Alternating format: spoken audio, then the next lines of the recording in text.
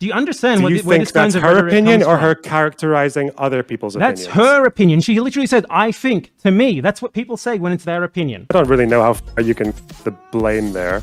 It's not about blame. It's not. This has nothing to do with blame. We're not Okay. like saying, oh, you're morally wrong for happening to be born in this house, okay? This is not about moral blame. It's about material circumstances. This is what happened. The house was stolen from them. Materially, it was stolen from them, okay? No surprise that Vosh is gonna stan a queen, because he's been standing aristocracy for a long time, and no, she's never been a leftist, and I don't think he cares, because she's useful. She's useful to him. Anime Girl is useful to Vosh, right? And Vosh is useful to Anime Girl, so you know it works out for them. That's kind of what they're about. It seems like, but yeah, what's more surprising is that Lonerbox is full on behind Eris, because I mean, I don't have a real firm opinion of Lonerbox, but from what I've seen, they just seemed, I don't know, I didn't get yelled at in their chat, okay? And generally, if I'm among debate bros, I get yelled at. Like, I was able to hang out in Lonerbox's chat and nobody gave me any shit. And that's pretty rare. That would not happen in Vosh's chat. That would not happen in Dylan's chat. Yeah. But I don't know. Things are different, okay? So anyway, let's turn this down. I don't know how loud. Too loud. Okay. Yeah, things are different now. We watched the Kevin Logan VOD where he turned on Cuffles, just like he turned on me. And he is sitting right now on the Hippy Dippy podcast. I think I could be wrong, but I think the only times that Kevin gets on the Hippy Dippy is when he fucks over a trans woman that Dylan is feuding with in order to get that. It's very, very transactional, and it's very, I don't know, just seems kind of petty. Yeah, petty is the right word for it, right?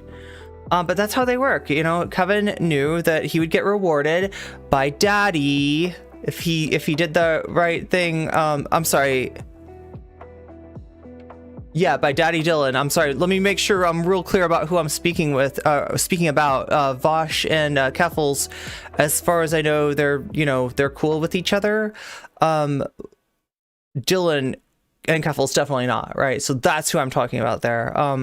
But yeah, this is Kevin got what he was looking for out of this, right? Relevance to a new atheist shitbag whose only distinction amongst the new atheist shitbags is being slightly less shitty than, like, say, a Richard Dawkins, but they still bear the DNA of that toxic movement, right? And, I mean, there's so many examples along the way, right? Kevin Logan is not a good dude. Kevin Logan has been doing drama longer than I've been alive, okay? I was like a sperm in an egg when Kevin started creating drama on the internet for clicks, and he's still at it. He has not grown out of it, yeah. But we're not talking about Kevin Logan tonight. Kevin Logan is irrelevant. So sorry. We're talking about Eristocracy and Bad Empanada first of all. Let's get into it, chat. And again, sorry for not completing this video, this debate last night. I just wanted to make sure to talk to Yamato and Melissa while I had a chance.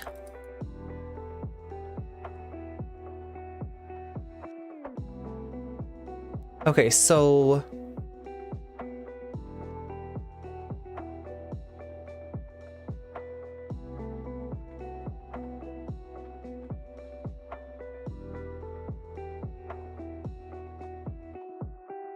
how are you doing, chat?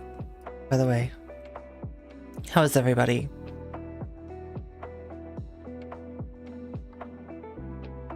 I'm trying to stay as chill as I can. Given the nature of what we have to cover here, because this does actually make me mad. This does actually kind of make me mad. Okay, so just to take you back, for anybody who missed it, Aristocracy and Bad Empanada have been beefing for a long time. It started like in November or something, I think. And just Bad Empanada pointing out the similarities between Eris's view of Palestine and, you know, governments and people that most people would definitely not support, right? Like Tucker Carlson. You know, there was something similar to the Great Replacement, and you know, there's even a little Laban's something or other that I don't even know if I'm allowed to say in the first 5 minutes of a VOD, but you can imagine what German words start with Laban's, right? And rhyme with Traum? I don't even know if Traum means anything. Traumend is a thing. I don't know that much German, chat. Only the German that I need to understand. Rammstein. I gotta understand Rammstein, but that's it. Okay, so yeah, they went back and forth and back and forth. Bad Empanada basically clipped Eris. Eris says that is a clip chimp. That is not fair. You took me out of context. Bad Empanada says no. Show me where I took you out of context. I haven't heard Aristocracy answer that question. But instead of doing that, she has posted some screenshots of Bad Empanada. And from what I understand, it's something about Bad Empanada playing a video game in which you are some kind of a Palestinian freedom fighter. And he said something about reporting Eris to like a fictional organization in the game, right? So the thing that he said was, yeah, it's from a video game. It's not a real thing. It's not a real group at all. It is an Arabic word. And maybe some people hear Arabic words and that sounds like a terrorist organization to them. That seems to be what happened on Vosh's subreddit. His entire subreddit blew up this thread. Basically, of Bad Empanada trolling the entire Vosh community, right? Now, like, whether it was like in good taste to like, you know, be talking about like, I don't know, like I feel like Bad Empanada is pretty hardcore when it comes to going at people. I've been called rude before. I've been called a bitch before, chat. I've been told that, like, you know, I took Hawes's face off and sewed it to his ass, rhetorically speaking, right? But damn, Empanada, I'm looking at a picture of Eris and with a Hitler mustache, and right next to that is it's Lonerbox with a Hitler mustache. I mean, I don't know what to say about that. That's hardcore.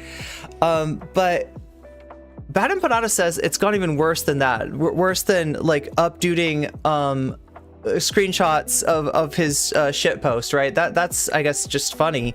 But apparently there's some fake screenshots going around. And Eris is posting them. Let's get into this, okay? I've delayed long enough. Here we go. Hey folks, so the ethno-nationalist streamer Eristocracy Wait, okay, there we go. is apparently very angry at me. So angry, in fact, that she's gone and literally doctored Discord chat logs of me to try and get me banned, apparently. I mean, I'm not sure exactly how she thinks that would work anyway. Like, do you... Chat, was Lonerbox always like bad? And I just didn't notice? Were they just like quiet because they were like, oh, no comment, chick, she might dossier us, don't say anything. think that Twitch would just like take a random screenshot with no Has Lonerbox changed? Anybody else think so? evidence whatsoever that it's real and ban someone based on that? Okay, so I'm not giving you a half of the picture. This is actually the whole picture. Bad Empanada, I think, is taking this on a phone, right? So he's doing the whole serious up in my face like video. From a different platform, everything. You don't know I don't Lonerbox. really know how she thinks this works, but she's doing it anyway. So yeah, here is her posting this on her Twitter. Oh, it's too bad you can't stay a big cub. I'm glad you stopped by though. Meow. It also got posted on the fucking Vorsha and Destiny subreddits, and apparently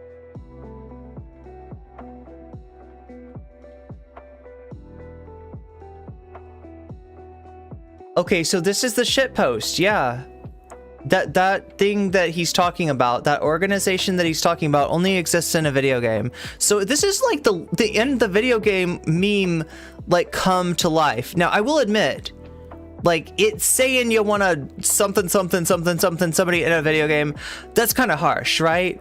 But This is ridiculous.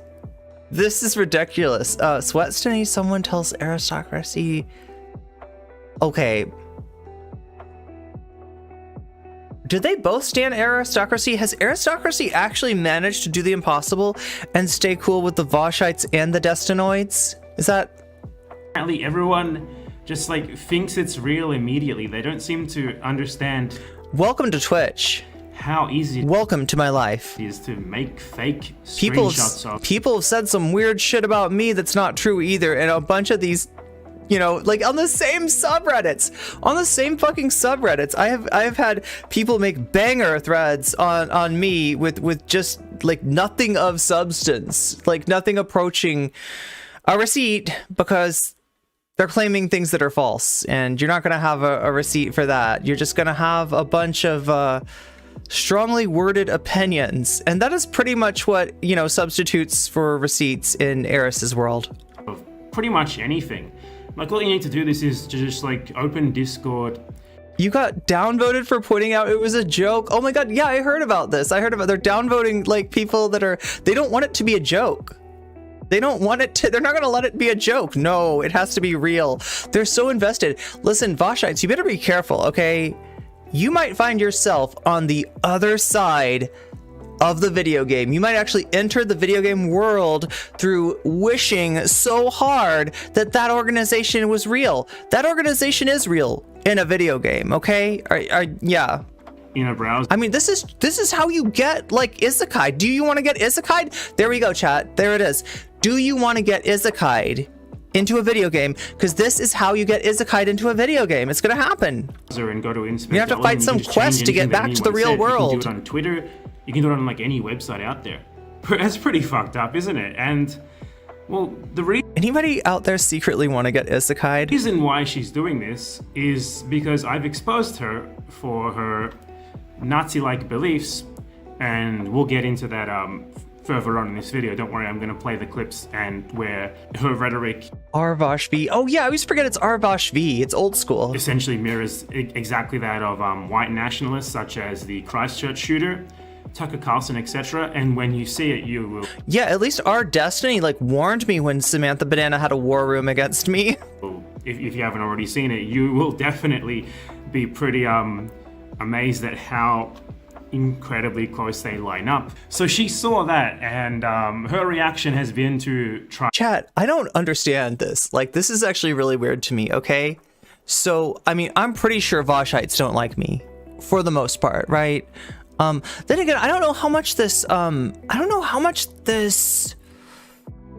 subreddit really represents the totality of the Vosh community, right? Every different, you know, instance of a community is going to have like slightly a different character to it, right? But yeah, Demon Mama's community, actually no, there's a lot of imps that kind of secret on the low. I'll keep your secret, okay? I'm not gonna call out your names or anything like that. I know you gotta keep it low key, right? But yeah, so obviously, you know, Demon Mama and I have mutual fans, mutual friends, etc., etc., etc., right? Maybe Vosh, not so much. Xander Hall, not so much. But for some reason, there's like Destinoids out there that like I can't ruin my image of me for them, right? Like, I am permanently a likable character in the Destiny universe just because of the way I was on stream with him. It's kind of weird, right? It's scary, you know. It's like you walk up to a dog that is like foaming at the mouth, and it's a fucking, you know, the biggest, meanest dog out there. You know, and you're like, oh shit. And the dog is just like friendly. And you're just like, what? No, you're not gonna try to bite me? For the most part, no. They actually did try to bite me though, when I had Chaos's Mel on. They really don't like Chaos's Mel, but apparently it wasn't personal about me, and they moved on, you know, to other targets. It's weird. And get me banned. I low-key want to delete that Destiny video. The only reason I keep it around is on the off chance, and like, I mean, I know that this has happened before, that people have come in from the debate sphere and they have kind of changed their mind about things. They've kind of, you know, they've had changes of heart, right? I don't know. It seems like it serves that purpose, and I don't ever feel like we're getting overwhelmed with debate bros. If there's ever like a debate bro in here for very long, they don't stay a debate bro that long. So I guess it's okay, but at the same time, it's just like, I don't know, it just so weird thinking that like that audience has a favorable viewpoint of me. And like she's told her followers. I won't bore you with the intricacies of which videos you should keep up and which videos you should take down based on, you know, where you want your channel to go. But there's an argument to be made for that too, right? To go and basically try to falsely. If it doesn't represent the content I'm doing now, and, it doesn't benefit. I've been getting spammed with as notices much because Twitch informs you whenever someone from Germany reports your channel, you get a notice from Twitch. The old friendship overlay that I had. Twitch in your email. Yeah, it was I've magic. gotten literally like 5. Wait, Keffel's deleted YouTube video? What happened? Oh my god, I'm trying to remember what her last one was. I saw it. I didn't watch it yet though. It was like a short one. Yeah, I have no idea, Jim G. With him, he has a few in just one day, so that's indicative of her sending her followers to try and falsely flag my channel. They're basically just doing everything possible to try and shut down me having literally just quoted what she said and compared it to essentially perfectly analogous quotes from people like Adolf fucking Hitler and Tucker Carlson, for example. And yeah, her way of trying to shut that down, of trying. Okay, after Adolf Hitler, Tucker Carlson, a little bit underwhelming, but still, you could have gone in the opposite order. Literally just fake Discord logs. I mean, I can fake shit that she said as well. Look here, see this tweet? Does this okay, wow. look real to you? I made it up right now in 2 seconds. Oh, I forgot to mention also, the group that this tweet mentions. Wait, so is he saying that this tweet is fake? Did anybody catch that? This tweet itself, so he didn't even make the video game tweet? They just made that up? Like, that is some brazen shit. That is some really brazen shit. What is seriously though, am I getting that right? Like, this is what Empanada is saying, the tweet. So the one that he showed of Eristocracy just a second ago, that was one that he like created to show you how people can make these, right? But is he saying that this Bad Empanada Freedom right here one is the shitpost itself is fake? Okay.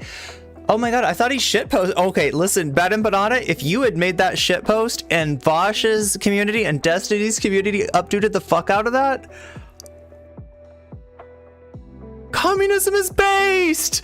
That's what I would say. I would fall off the trampoline screaming communism is based, okay? But oh my god, I mean, it's still, oh my god, it's still ridiculous, right? I wanted to think that Bad Empanada had trolled them, but yeah, apparently no, Bad Empanada didn't troll for shit.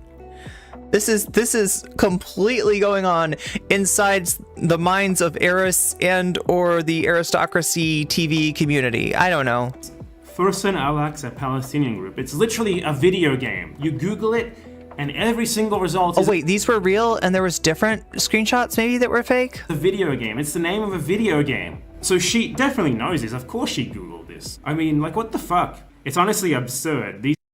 I could kind of see her not Googling it. These people are like a pack of particularly malicious 12-year-olds. Now, this isn't going to result in anything, obviously. You're not going to get banned from Twitch because some moron posts a completely unverifiable screenshot of something that you supposedly said on a completely different platform. They have literally no control over nothing. You know, they can't confirm it. So, what does she think is going to happen here? Obviously, nothing's going to happen. Just like nothing happened when she... So here's what she thinks. She thinks that since Twitch is known for not getting to the bottom of these claims, even when they are legit, that she can slide on the presupposition that if they don't do anything, it's because Twitch is bad, right? And Twitch is bad. Twitch is, you know, not great on... I'm sorry, I like get banned for saying that. I don't mean just existentially, okay? I just mean like, this is something that a lot of people complain about with Twitch. There we go. That's a nicer way to say it. Now I'm only gonna get suppressed. But yeah, it's...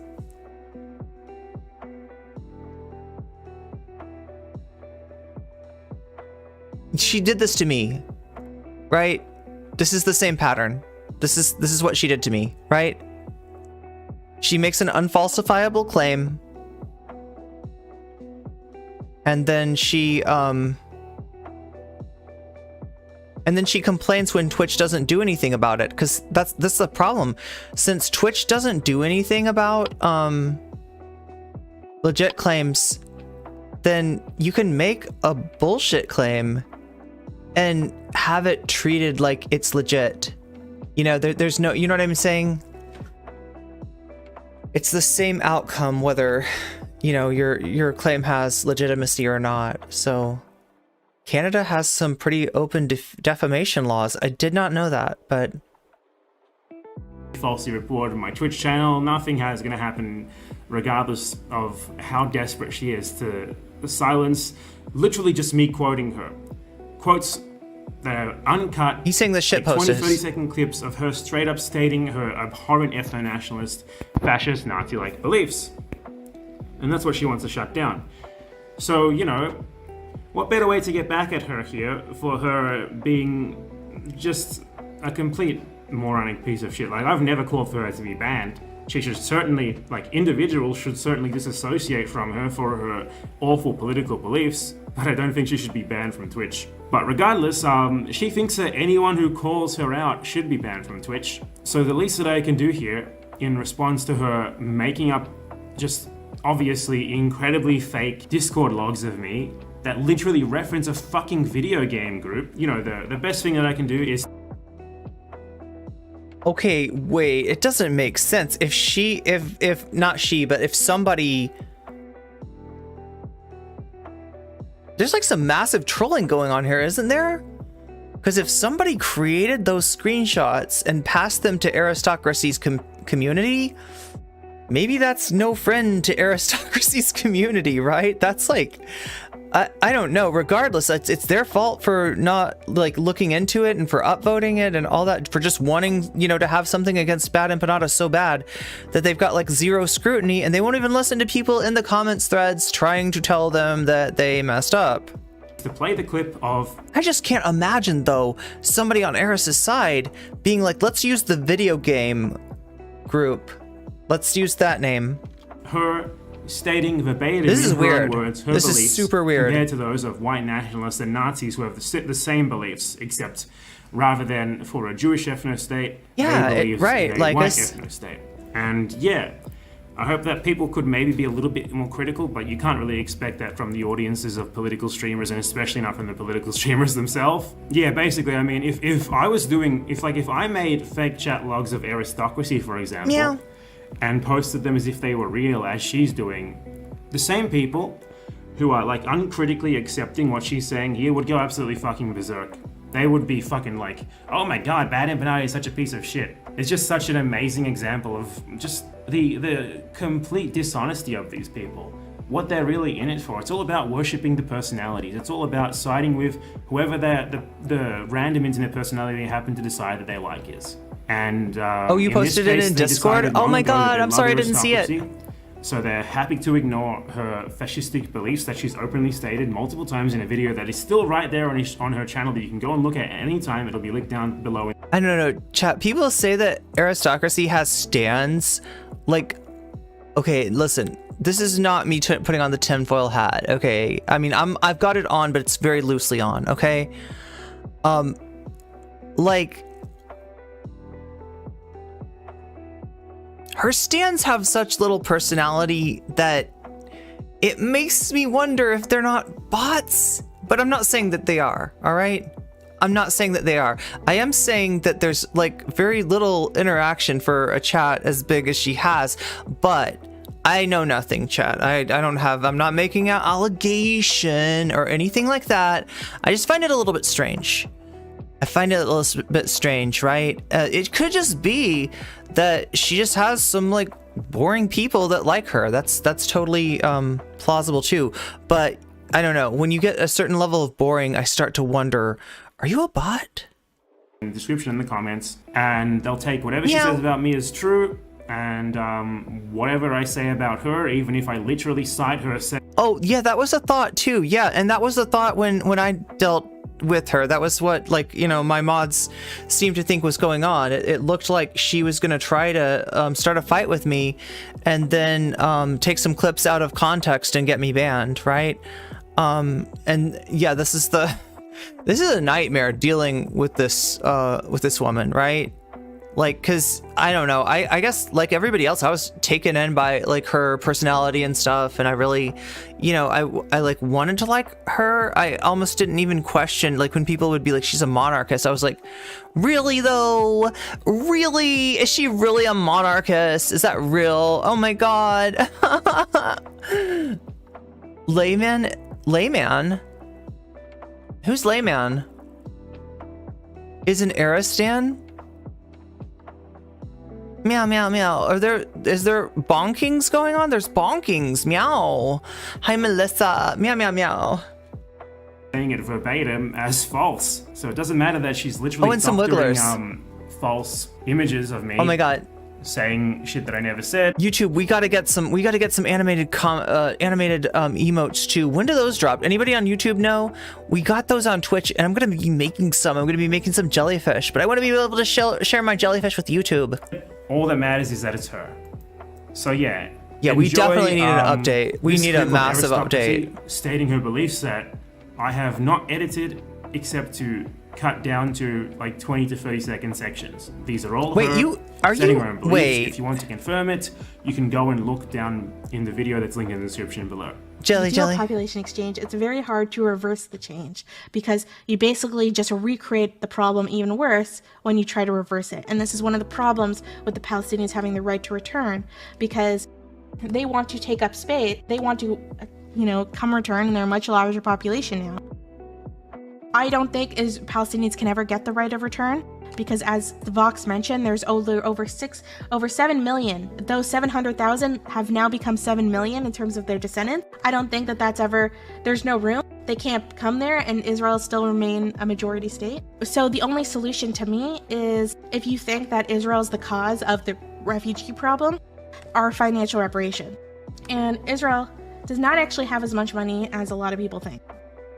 We'd all love to get to an area where, you know, ethnicity, religion, and all that stuff matters very little. But meow. To me, it's kind of crazy to expect people to be like, well, you guys have to accept everyone, and then watch that majority population turn it into an Arab pan state where Jews become second-class citizens. And okay, like, you guys should just have to deal with that, right? You could just have to take the hit so you have the moral headway. It makes sense in a world where there are tons of ethnic and national and religious states, right? To at least have one for your own where you're safe, at least for just one country.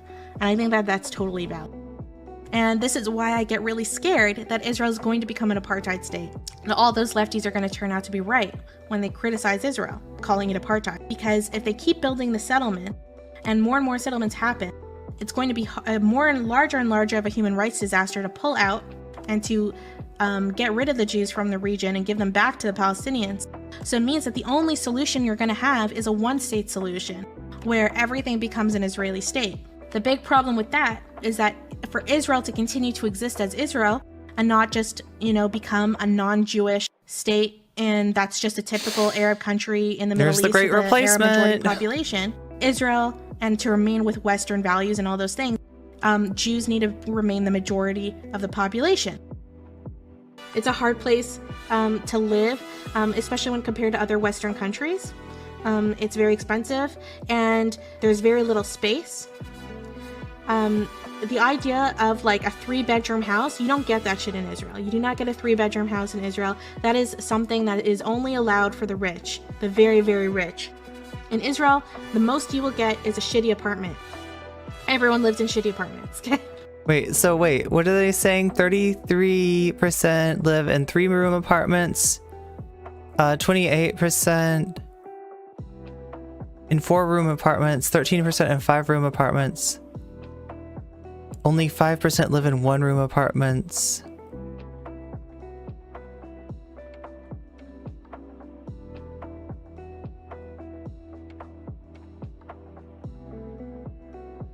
Wait.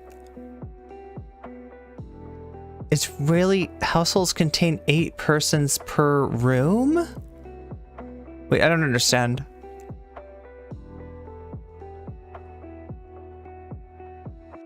The average number of rooms per person is 1.1. So the only place you're going to get a house, if you want a house and you want your kid. Yeah, this is the thing, is like, I don't know, like she's a history PhD or something. That's like her area of expertise, and you know, that's sometimes what she kind of tries to focus on, but like there's just like, this is bad, right? You'd expect somebody like that to kind of be like, and here's my citation, and to have something reasonable, but Vosh is definitely still defending her. Yeah, that's really weird. That's really weird that she still gets... she has so much... well, here's what it is, okay? If I can explain it, right? Because I remember her being in my community, right? Just kind of like hanging out there and stuff like, and she seemed, you know, nice enough. I didn't know much about her other than the VTube. You know, I sort of knew what her VTuber looked like. I'd seen her on, and I knew she was like a history buff. I was a little disturbed when people were like, she's a monarchist, but I was like, no way, really though? You know, like I kind of like, I don't know, somehow I didn't believe it, right? And she was definitely trying to ingratiate herself on the left, meaning that like, you know, she had other leftists that were hanging out with her, right? And Vosh like never got the memo that not only is she not like on the left, she is part of one of the most right-wing components of Twitch, right? The Twitch Politics Discord, organization which seems to have strategically pushed the discourse to the right, have strategically attacked and marginalized left voices and replaced them with centrists that were calling themselves leftists, or even worse, right? Stardust, right, is an example of what the left looks like on Twitch politics. Sunsoul is an example of what the left looks like, right? So, you know, it's really, really naive of Vosh to do that, but maybe it's not. Maybe he just doesn't care, right? Maybe he's just not all that into the ideological angle.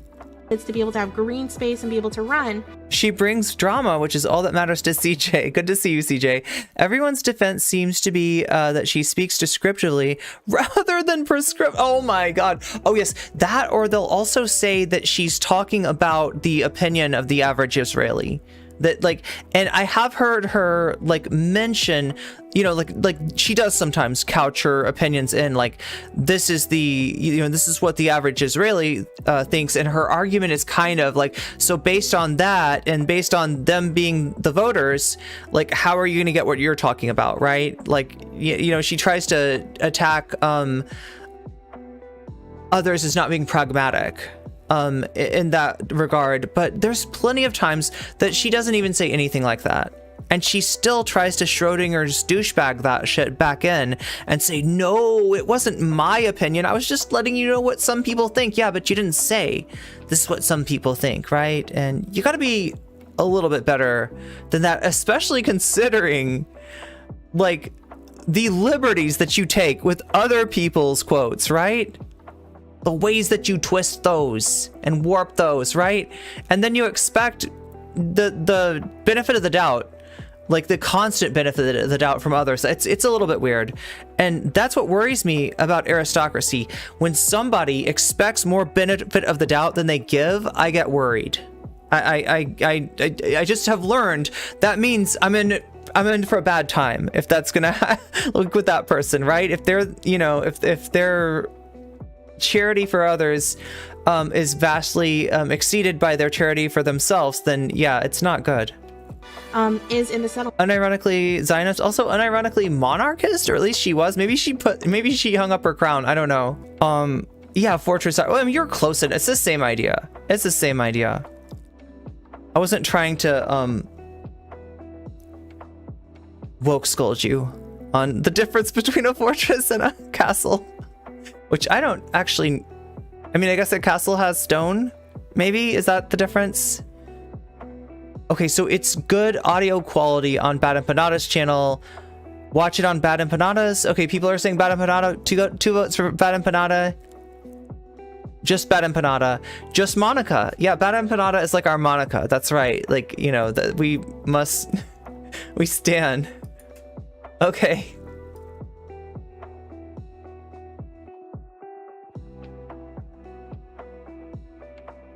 I kind of admire Bad Empanada because, like, after building a nice big main channel, Bad Empanada built this little drama channel. And, like, I don't know. I feel like he's doing it right. I need to take some notes. My drama channel is fun too, chat. Don't get me wrong. In fact, there's a new video over there. If you haven't checked it out, it is pretty spicy. It's just stuff that maybe the main channel isn't gonna appreciate as much, but still it might even be too spicy for the main. I try not to be spicy on main like all the time. That's 30 seconds before that was clip, nothing she's to do. Should more tanky likely. China simps be banned, in your opinion? When did I say that? You said that. You said that if Destiny gets banned, for example, for calling for the white You know, I don't know what's going on with the trolls. Are they still there? nationalist mass murder of anti-racist I have to look in the activity feed. protesters, Oh, they've been here. then it's only fair that tanky China sims should also be banned, right? Did I say that? Yeah, you did. What did you What say? did I then? say 30 seconds Okay, before what that did you clip? say in your own words? You can't handle spicy, it hurts your tummy. Yeah, like a lot of people are like that. So yeah. I'm just asking you, what did I say 30 seconds I before want that you to clip? tell me what you. Are they fucking with? Oh my What god. do you mean? So, what I meant was, okay, before that clip, Oh the yeah, I'm not supposed to talk about them, right? question that came up was whether or Engagement. not Destiny deserved to be banned for bad community policing. I was answering a chatter. What does And that my bad response community was- policing entail? And my response was that if that's true, then Hassan would have been banned, not for the China simping, but because he brigades LSF threads on his stream. I don't think either of those offenses should be bannable. Why did you bring up I the was China saying- simping then? It was a tangent, and I've already addressed this. You've seen the video where I addressed this. No, I have never seen any of your videos, and I don't plan to see any. Didn't you comment on my Hassan one? You actually You don't need to watch commented the on video it. to comment on it. Okay. Well, yeah, in that one, I already took it back. I said that was a Mhm. dumb point. Yeah. But did you say it was a dumb point because you were blaming him for the actions of his chat, or because it was a dumb point because people shouldn't be banned for liking the Chinese government? Both. Okay. Great. I'm just so curious. Would you describe yourself as someone who's good at judging other people's opinions? Absolutely. Do you think you've got a good grasp of that? This is such a debate, bro, like line of argumentation, right? This feels like Destiny. Absolutely. So why do you think I'm queerphobic? Because you had certain things that you said about how people dressing up in kink gear at pride parades is bad for the Did I say community. kink gear? Did I say kink gear? What kind of kink gear? I mean, we all know the photos that were being peddled around. Which photo? Which photo? You want a specific photo? You know exactly what Well, I'm talking about. I only commented on one Well, photo. should so people which at photo? pride parades have to regulate themselves just in case some like right-wing, generic LGBT phobic person takes a Which picture and is like, photo was I? Which photo was I talking about? you seem to. I don't give a shit which photo you were talking about. That's a reactionary position, from just how it is. We So need to the think photo about I the was talking children. about. Like LGBT liberation needs to cater to these ridiculous narratives of If like. you Well, think about the if you children. don't know what photo I'm talking about, you can just ask. I'm not going to. Unfortunately, chat, I know what photo he's talking about, and god damn it. That you should know better, Lonerbox. Like that's a Lauren Southern, that is a right-wing op right there. That photo, right? Didn't happen at Pride. Just purposefully trying to take a photo and imply anyway, it's fucked up. Yeah, it's reactionary. Make fun of you for not remembering. And I'm almost tempted to go back to my California roots and say it's hella reactionary. a long time ago. I mean, this is not just one photo we're talking God, about. the Pride That whole Discord. I Yeah. idiotic only debate was commented on centered one around- photo. That whole idiotic debate was centered around not just one photo, like an entire narrative, okay? And there I are only plenty of commented on photos one that photo. that are put forward to further that narrative. Okay, which photo? Link it to me. The one of the guys who were doing puppy play and having a girl pet them. Okay. Okay. Do you think puppy play is typically Like, how long has this photo been debunked for? Like, about a year. At least a year. accepted in public by BDSM Do you communities? think taking one singular photo like that and essentially denouncing the entire idea of the whole concept of people, you know, being kinky at a fucking pride parade? Did I dismiss the entire concept of people being kinky at Pride? I'm sure you did. I don't give a fuck about people doing kinky at Pride. What, bondage? Yeah, I don't give a shit. Of course that's reactionary bullshit. I was Great. commenting I'm glad on we agree. puppy play. I was commenting on puppy play in front of kids. Do you In think front of that's ki- isn't acceptable that to do photo, in front of with kids? kids or in front of kids? Because the kids shouldn't It was fucking both. be there. Well, So wait, is his thing that he's like, okay, pride can be, you know, pride can be like whatever. He's not like stepping on that third rail, but he's basically implying that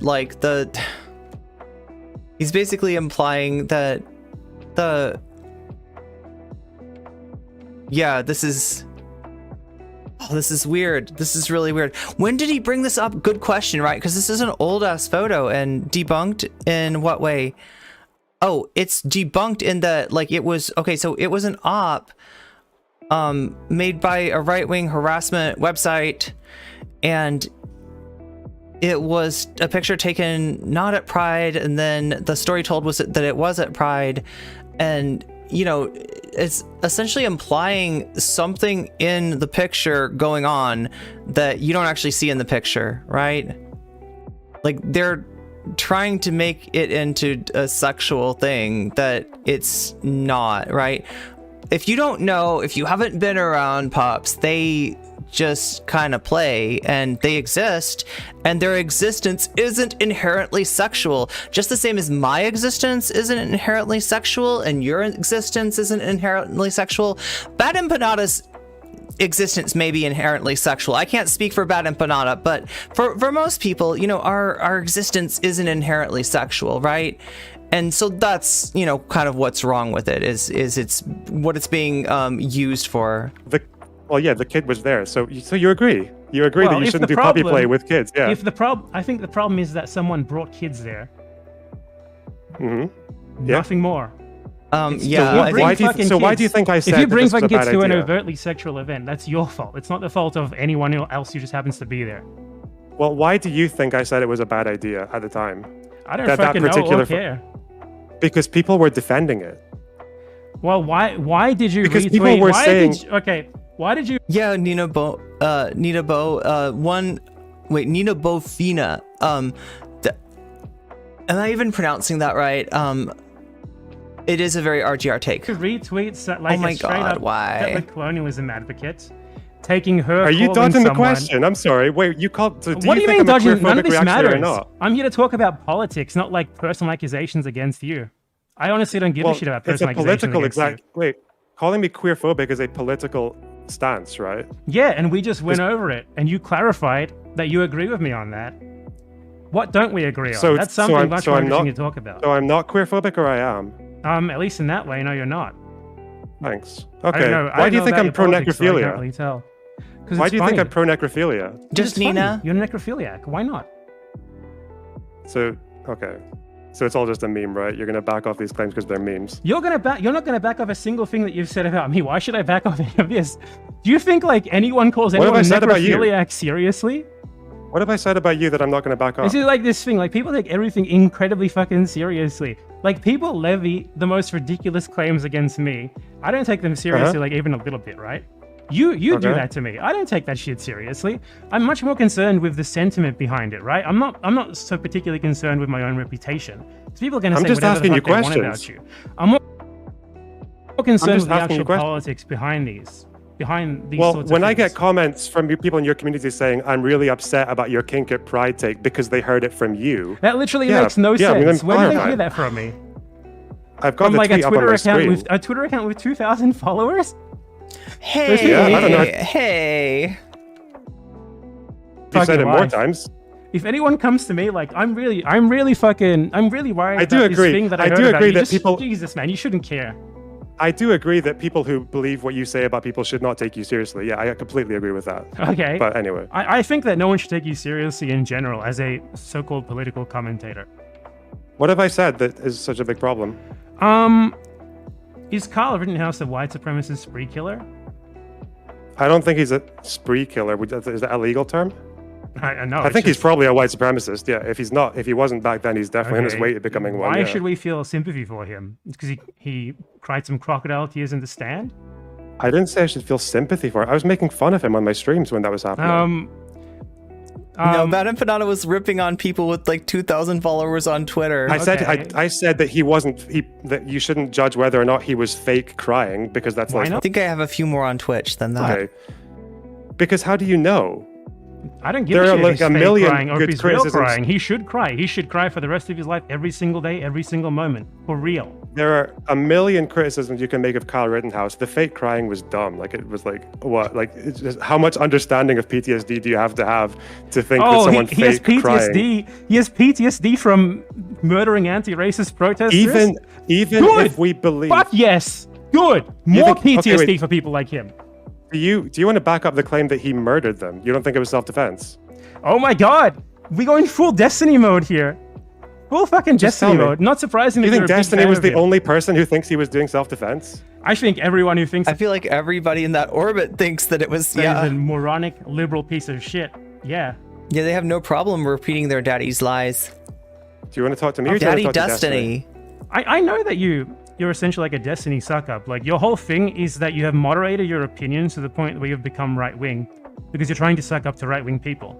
Hence, you deleted your Bolivia video because David Pacman is Destiny's friend, and you didn't want to have a video on your channel now that friends? you're trying to get into the Destiny Wait. sphere. That David Pacman and Destiny were friends? I always thought that David Pacman was just making fun of...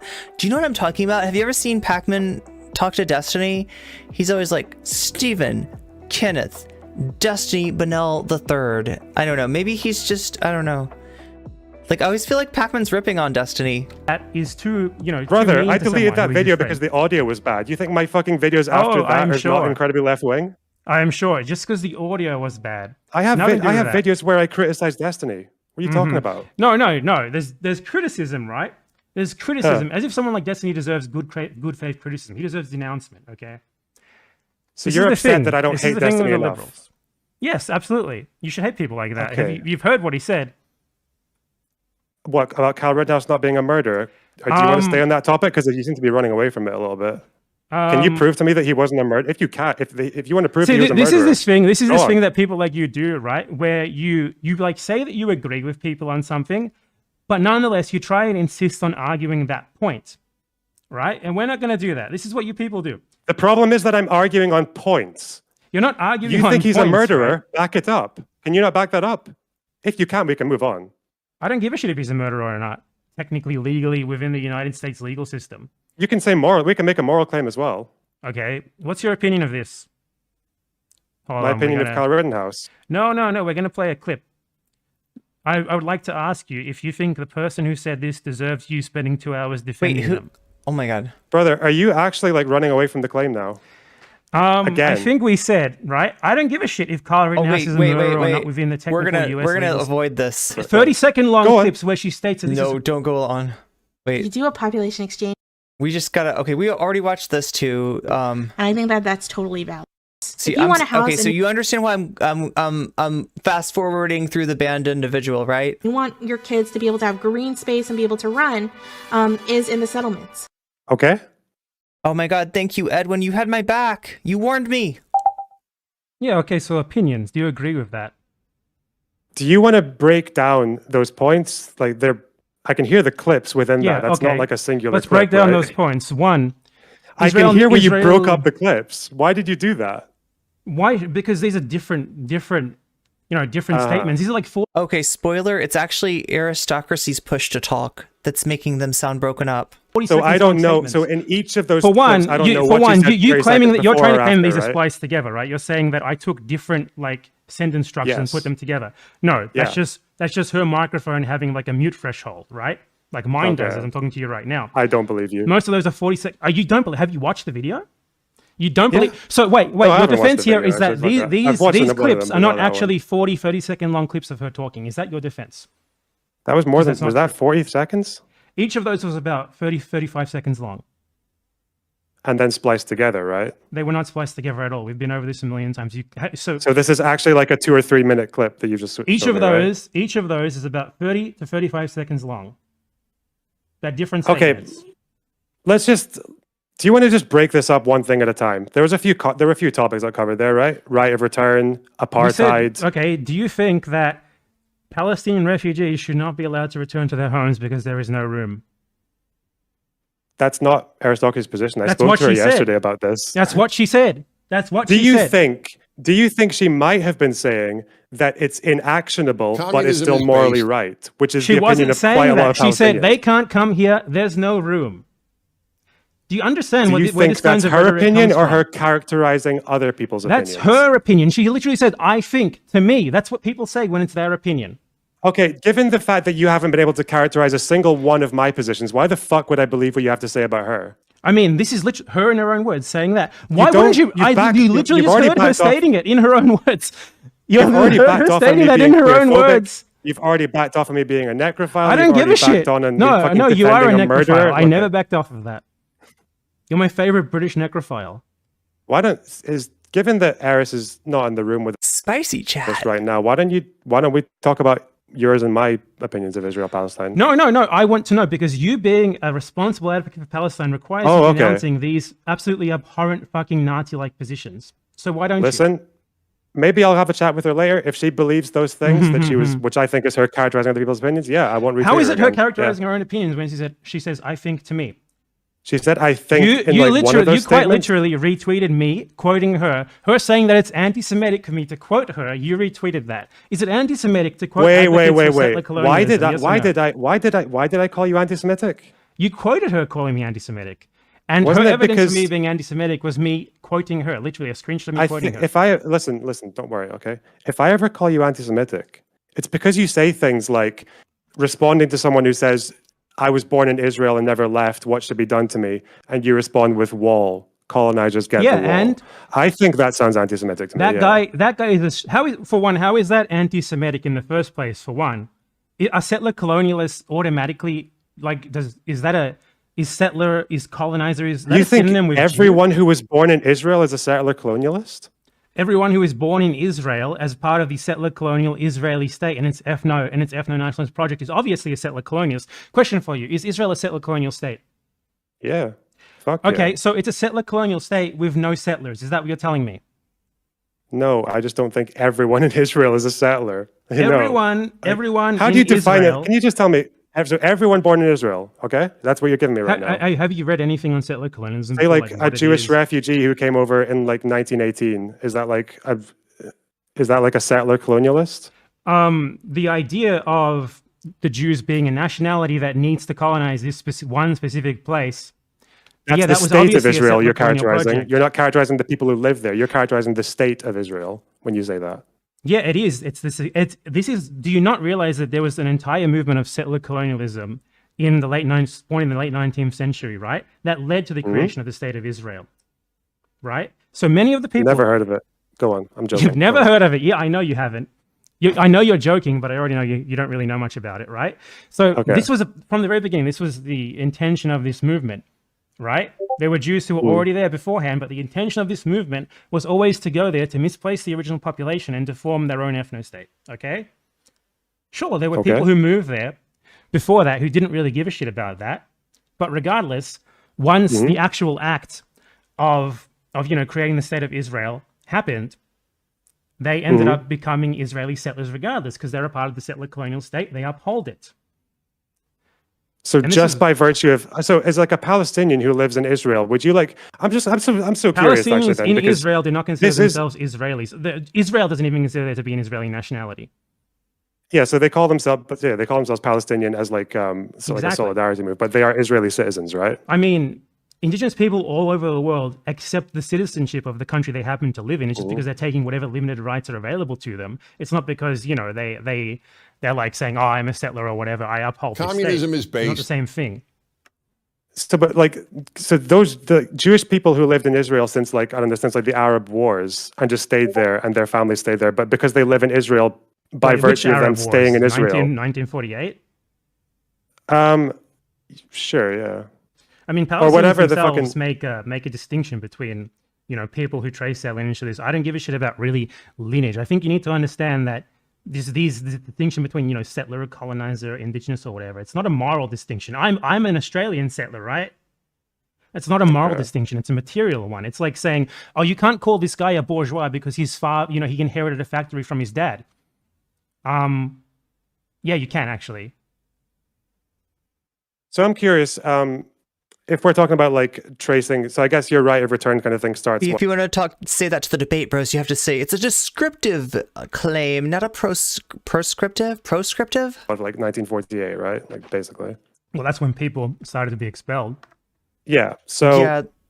What do you think of the Sheikh Jarrah? There was a bunch of one-off, like, you know, engagements on Kinkat Pride and some other things. Decision. Do you think that was the correct decision? But yeah, we just started into Israel, Palestine, and Eris's views on those, and the whole this whole thing started with, I guess, Lonerbox retweeting Eris, calling Bad Empanada anti-Semitic, for calling her out on, you know, takes that just, you know, really, when you look at them, are, you know, just horribly yikes and racist.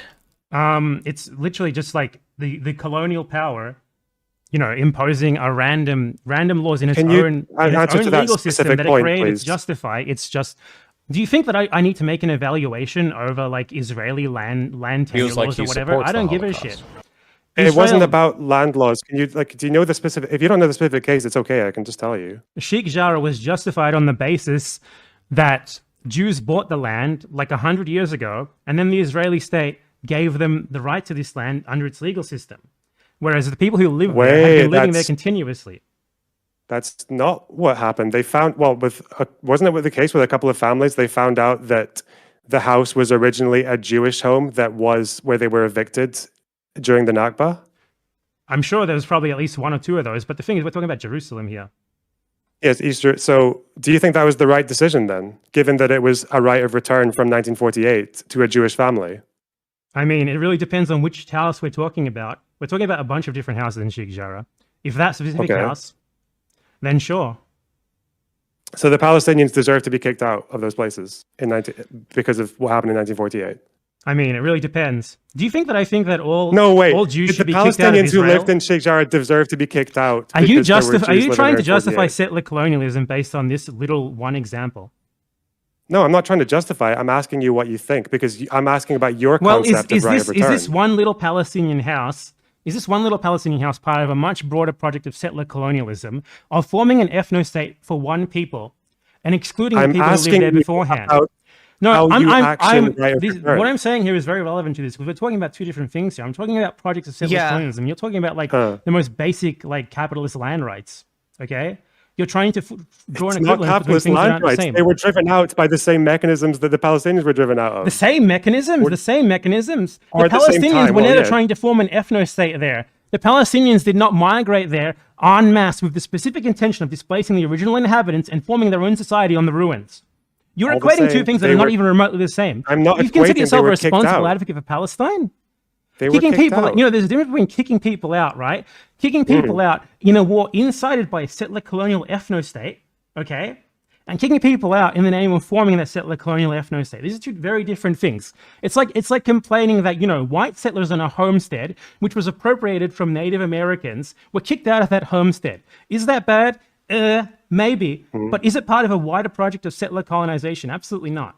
These aren't two things. These aren't the same sorts of things. And it's such, I mean, like, I hate to say it, because like there's no such thing as like a right-wing, you know, modality of argumentation, but in practice, yes, there is, right? And one of the things that they love to do, right? You'll get this from Tim Pool, you'll get this from Andy No, you'll get this from so many right-wingers, is they will find like an example, probably a situation that they've done a little research about that you probably don't know about, and they'll say, but what about this one situation right here, right? And it's somehow they think that that's all they have to prove.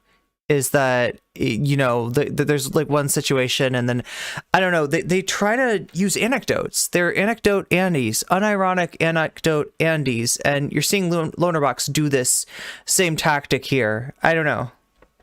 I'm not gonna let you equate them. I'm just asking you what you think. Do you think it was the right decision to kick those Palestinian families out? No, I don't think Why? that you're trying to equate it. You're doing this debate bro bullshit, right? Where you just ask questions for things that you yourself have an opinion on. So what's your own opinion here? What are you trying to lead to?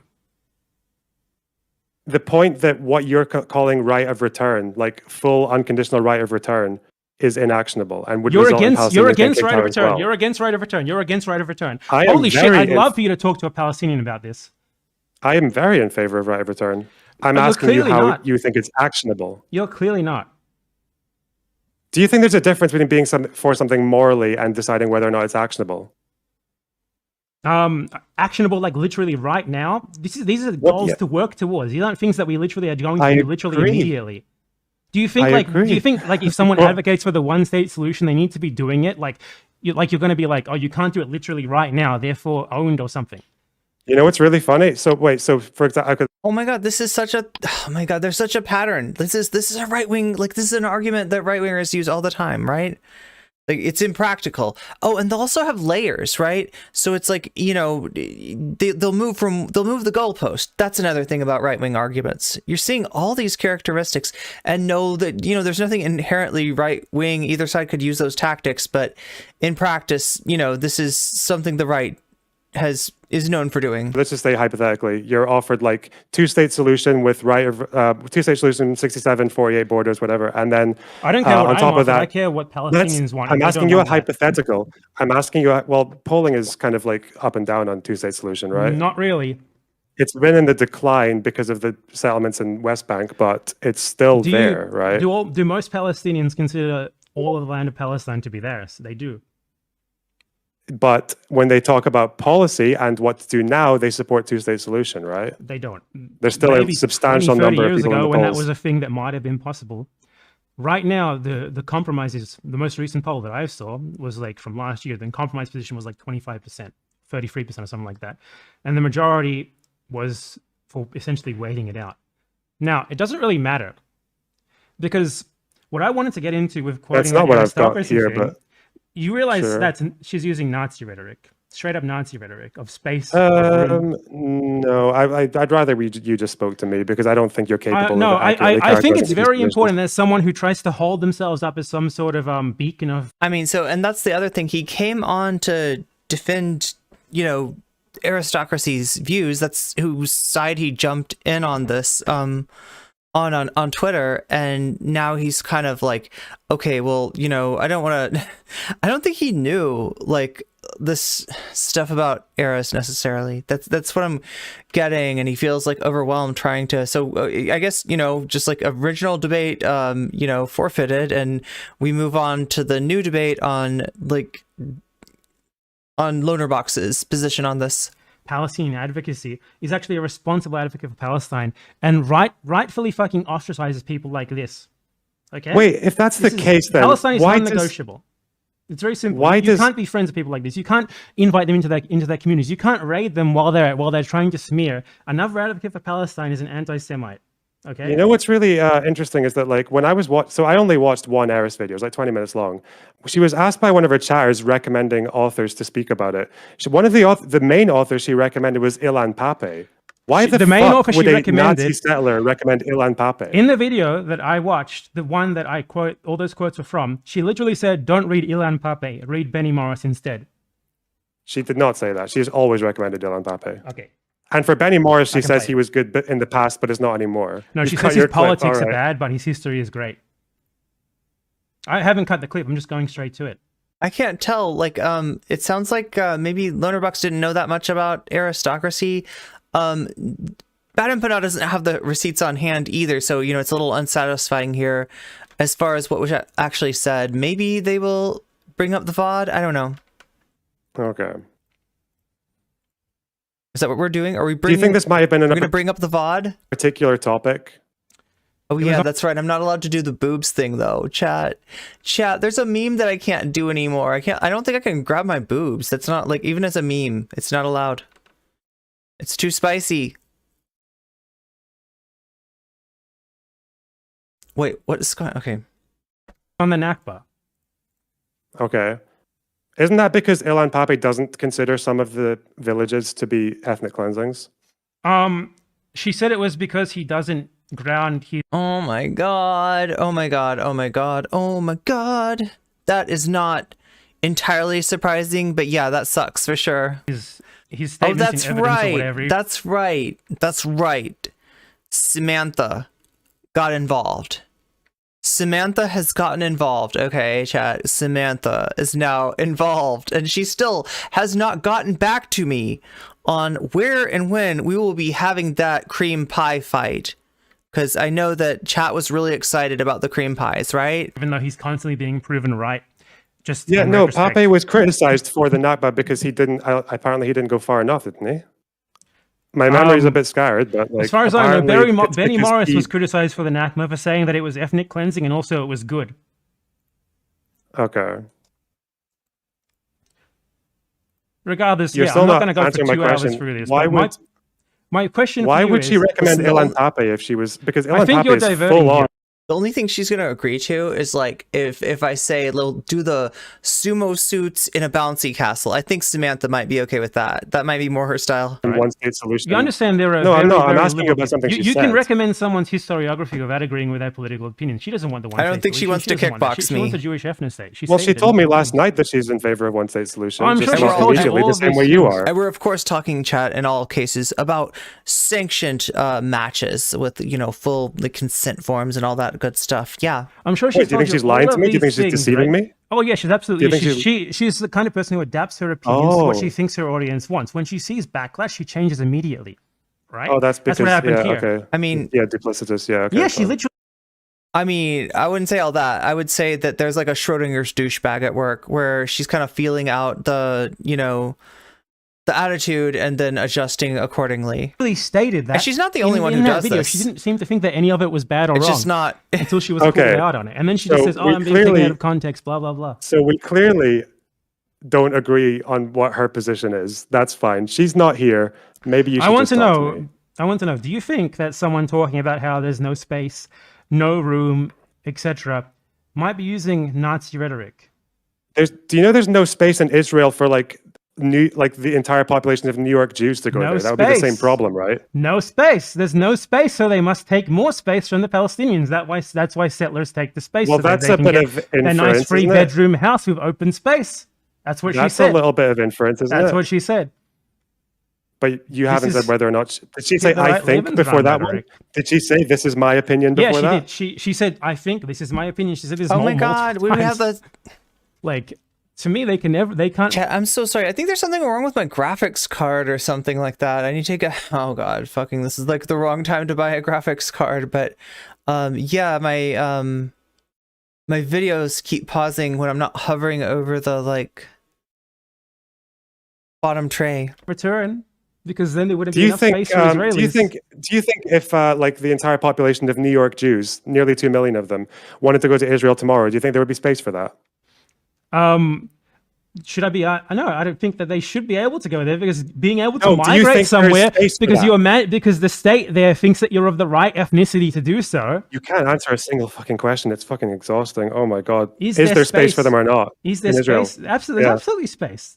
There's space in Palestine. You think 2 million New York Jews could arrive in Israel tomorrow and that would be fine? That would be actionable. Do you think they would arrive tomorrow? Do you think do you think that all 6 million refugees would arrive immediately or would even want to?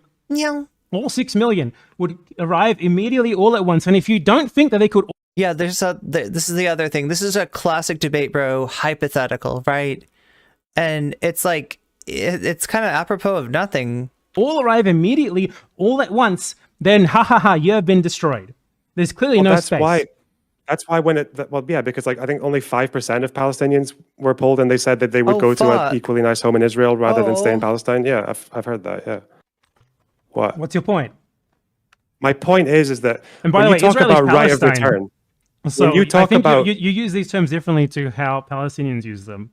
Oh, because I used the word Israel. Okay, yeah, that's yeah. Palestinians Do you think consider like Israel to be Palestine. do you think like Abbas and like Arafat are like Zionists when they acknowledge that Israel exists? I think that Palestinians consider a lot of them to be essentially convert or Do traitors. you think that Arafat and Abbas are being Zionists when they acknowledge that Israel exists? I think that Abbas is practically You think he's a Zionist? unanimously recognized among Palestinians as a traitor. I know, but I'm asking you, do you think he's a Zionist? Yeah, exactly. So shut the fuck up. Why are you siding with him? Do you think he's a Zionist for believing that? I think he's a collaborator with Why do you have to Israel, be a Jew and to be his a opinions Zionist? do not Like, is that matter the at only all. difference? Like, Who said you have to be a Jew? well, because Abbas is holding like a similar Abbas's position on two-state solution is not that far off of Eris's in the immediate, right? Abbas because is a corrupt Abbas is piece only of shit who will say whatever the fuck he thinks he needs to say in order to maintain his own power and keep the Palestinian people down. Okay? and this is also like a sizable number of Palestinians who still want to save the two-state solution, right? Palestinians do not want to save the two-state solutions. There is a small minority group of Palestinians, around 33% right now, who think essentially that they can never defeat Israel, right? And do you think that like Israel essentially being merciful in victory is the right thing to aim for here? Because I think a beaten down population is obviously going to be at least a little bit likely to like just accept whatever scraps they can get. That doesn't mean that that is the good thing that we should be aiming for, or they should be aiming for. I agree. Yeah, so why bring this up? What's your overarching point? Because when you say right, you've moved away from right of return pretty far. Like, what kind of right of return do you mean then? There are like 4 different meanings of right of return. Like, what? This reminds me of the Vosh Professor Flowers debate. It's like Vosh is proposing these hypotheticals of like this massive like, you know, social upheaval in like, you know, short order, and right, it's just it's kind of a red, I don't know, it just it's a distraction. What do you mean? What do you like? What do you want to do in this situation, like right now? Any refugee who can prove, or you know, in some way prove that they had some sort of, or their family had some sort of, you know, abode in Palestine should be able to return. Okay. What's wrong with that? And as in like, so obviously this is not inactionable anytime soon. We both know that. How's it inactionable? Most Palestinians know this. Do you understand these things are processes? It's not like you just open the borders, come in right now. Yeah, Things don't happen instantaneously. which is why there's like different. The formation of Israel was also a process. So there are different forming one degrees. state will There are also be a different. process. These are things that will So there are take place over different- decades, not like literally immediately. So there are so there are different versions of right of return, right? There's like there's this symbolic that was offered at Camp David. There's like the internal/external. There's the Geneva version, which is where you get Israel to recognize right of return, and then you accept also that it's going to be a long process. And then there's so you just want to like I suppose like muscle Israel into accepting right of return and I guess abolishing itself, or Israel what? into not existing. Absolutely. Okay, you want Israel to not exist. How do you want to do that? Absolutely. How? Well, How? the same international pressure that makes Israel exist can also be levied against it to make it not exist. Very simple. Right. So you want a nuclear power that believes it has God's right to be on that land. Is going to be convinced by the international community. Given that Israel has like been very gradually moving itself out of American dependence, right? Can you just elaborate on that? I just want to hear this plan. Go on. Very gradually moving itself. Israel is not only propped up by the USA for one; it's propped up by all of Europe. But I think the all of USA EU, propping even up China, kind of helps, right? even China. The thing is, in order for this to happen, it's going to take a very long time. Oh yeah, First, like land back too. They'll do this with land back. They'll pretend that it's this instantaneous process that just could never happen, and just. And this is why we are important. This is why you are important, and why it's very disappointing that you prop up people like Eristocracy, because we need to be gradually working towards this. And the way that we do that is by changing the positions of our own governments first, because the only way that it's going to happen without like a massive fucking war is through international pressure. through changing. Yeah, that's positions why about I think governments. advocacy is a lot more easily done when you don't run on Twitter puffing your chest about how all Israelis are colonizers who deserve the wall. Do you think Yeah. that me denouncing a guy who straight up was endorsing? You're not fucking denouncing, IDF you're and calling shit? him a... Yeah, he's a colonizer. He's a colonizer. All Israelis are colonizers. That's a morally neutral statement. So all Israelis deserve the wall. If they support You settler can't say that. colonialism and the terrorist IDF, yeah, sure, why not? Huh? They just deserve the wall. Yeah, sure, why not? If they support the fucking literal IDF, the SS of our age, absolutely. Wait, you said all Israelis, now we're saying ones who support the IDF. You realize these are different The people, guy who right? you're referring to here was straight up defending the fucking IDF and advocating for Israeli settler colonialism. Okay, and you're so focusing they on my don't- tone, right? You're just trying to tone police me. Tone policing the terms in which I That's not a denounce tone, that's a fucking moral abhorrent statement person. that you've changed. First it was all Israelis, now it's Israelis who support the IDF. Which one You is said it? all Israelis. You said colonizers get the wall. I guess if Israelis are colonizers, right? I'm allowed to That's what say you think? anything, whatever superlative terms I feel like when I see someone with absolutely fucking awful views. Okay. And I'm allowed to ask you to justify your claims. Is it Israelis deserve the wall, or is it supporters of the IDF who deserve the wall? Well, here's what I think is going to happen, right? Or it should happen. There needs to be an absolutely massive cultural shift in Israeli society. Mhm. And anyone, I mean, we can use the liberal framework of human rights. For this, it works. You know, any human Yeah. rights violator, any human rights abuser, anyone even remotely connected to that gets tried and put into prison for life. Sounds great to me. Does it sound good to you? Remotely connected to that. That Yeah, is that is absolutely. just like, so an Israeli who criticizes the IDF but still lives there for whatever reason, that would be complicit, right? No. Okay. Do you think? Why not? Do you think I that thought I you said want that that's what all they were doing. They're Israelis to propping up leave? the state. Do you They're think paying that? Do you taxes? think that when some guy shows up on fucking Twitter or whatever, and he's like, "Oh man, I love the IDF. I love settler colonialism," that I'm not allowed to just call him a piece of shit. I'm not allowed to say that you're a fucking colonizer. Get the fuck out of here. Get against the Not that wall. you called him a Shut piece the of fuck shit. up. It's that you said he deserves the wall. He does. Okay. Absolutely. Just like But not all Israelis anyone deserve the advocates wall, for right? Nazi settler colonialism deserves the wall too. What's the meaningful difference here? People who, do you think Eris deserves the wall?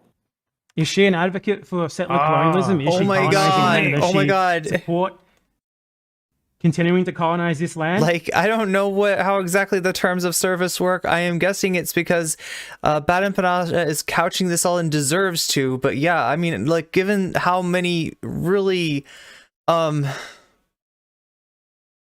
given the people that have eyes on Bad Empanada now, in other words, like Eris's friends from the Twitch Politics Discord community, that's like, oh my God, I mean, they love to You tell me.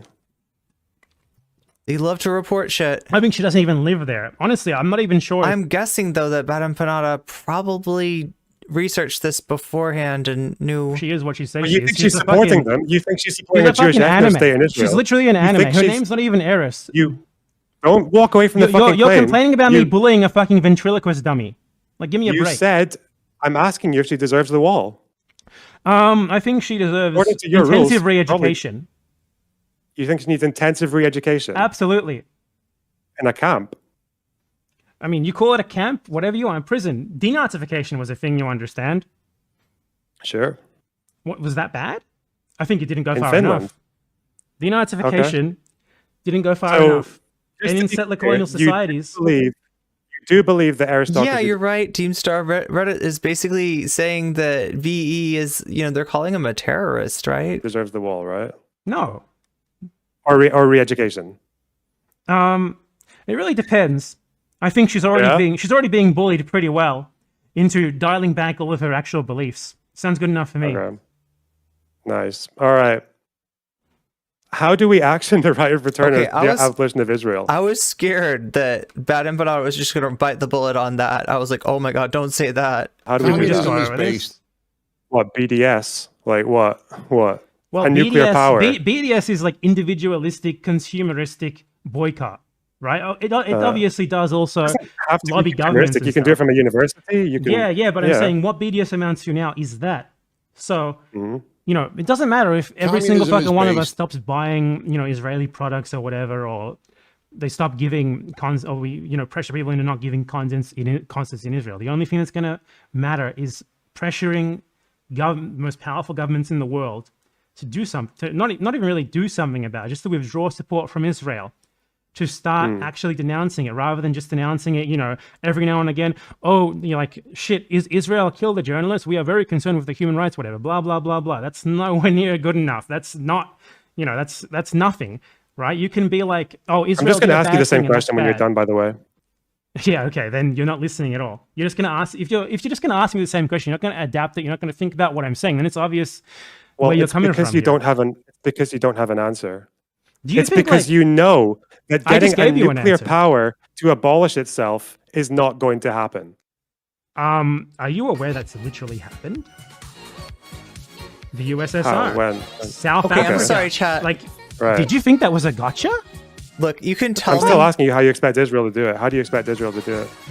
Like, what do you mean, how do you expect Israel to tell me if this is too much, chat. I don't know. It's Friday night. do it? Do you think they're gonna, Israel's gonna be the same as it is now, and they're gonna go down bombing everyone? Communism is based. I mean, given that they're kind of run by religious fanatics, probably. Yeah. They're not actually run by quote-unquote religious fanatics. A lot of them are secular fanatics. But South Africa was run by the same sorts of racial fanatics. International pressure brought down apartheid. Now a black government is in power. Why can't we do the same thing here? Did South Africa have... I actually know this. You can tell me. Well, I thought South Africa ended its nuclear program in 1989. Yeah, they ended the nuclear program. Yeah. Before allowing black people the right to vote, for obvious reasons. But the fact is, they didn't go down launching nukes as you were sort of implying they would there. So there's an example. There's examples of international pressure, right? South Africa went from massive support across the EU, the US held out until the end, but across most of the most powerful countries in the world over the course of 20, 30 years to essentially being bullied into giving up power. Why can't that happen in Israel? We have to disarm Israel probably before. We didn't disarm South Africa. Well, they agreed ended to their end weapon program. They ended the weapon program during the end of the white supremacist regime. Do you think there might be a difference? To have weapons. Do you think there might be a difference between a state giving equal rights to abolishing itself?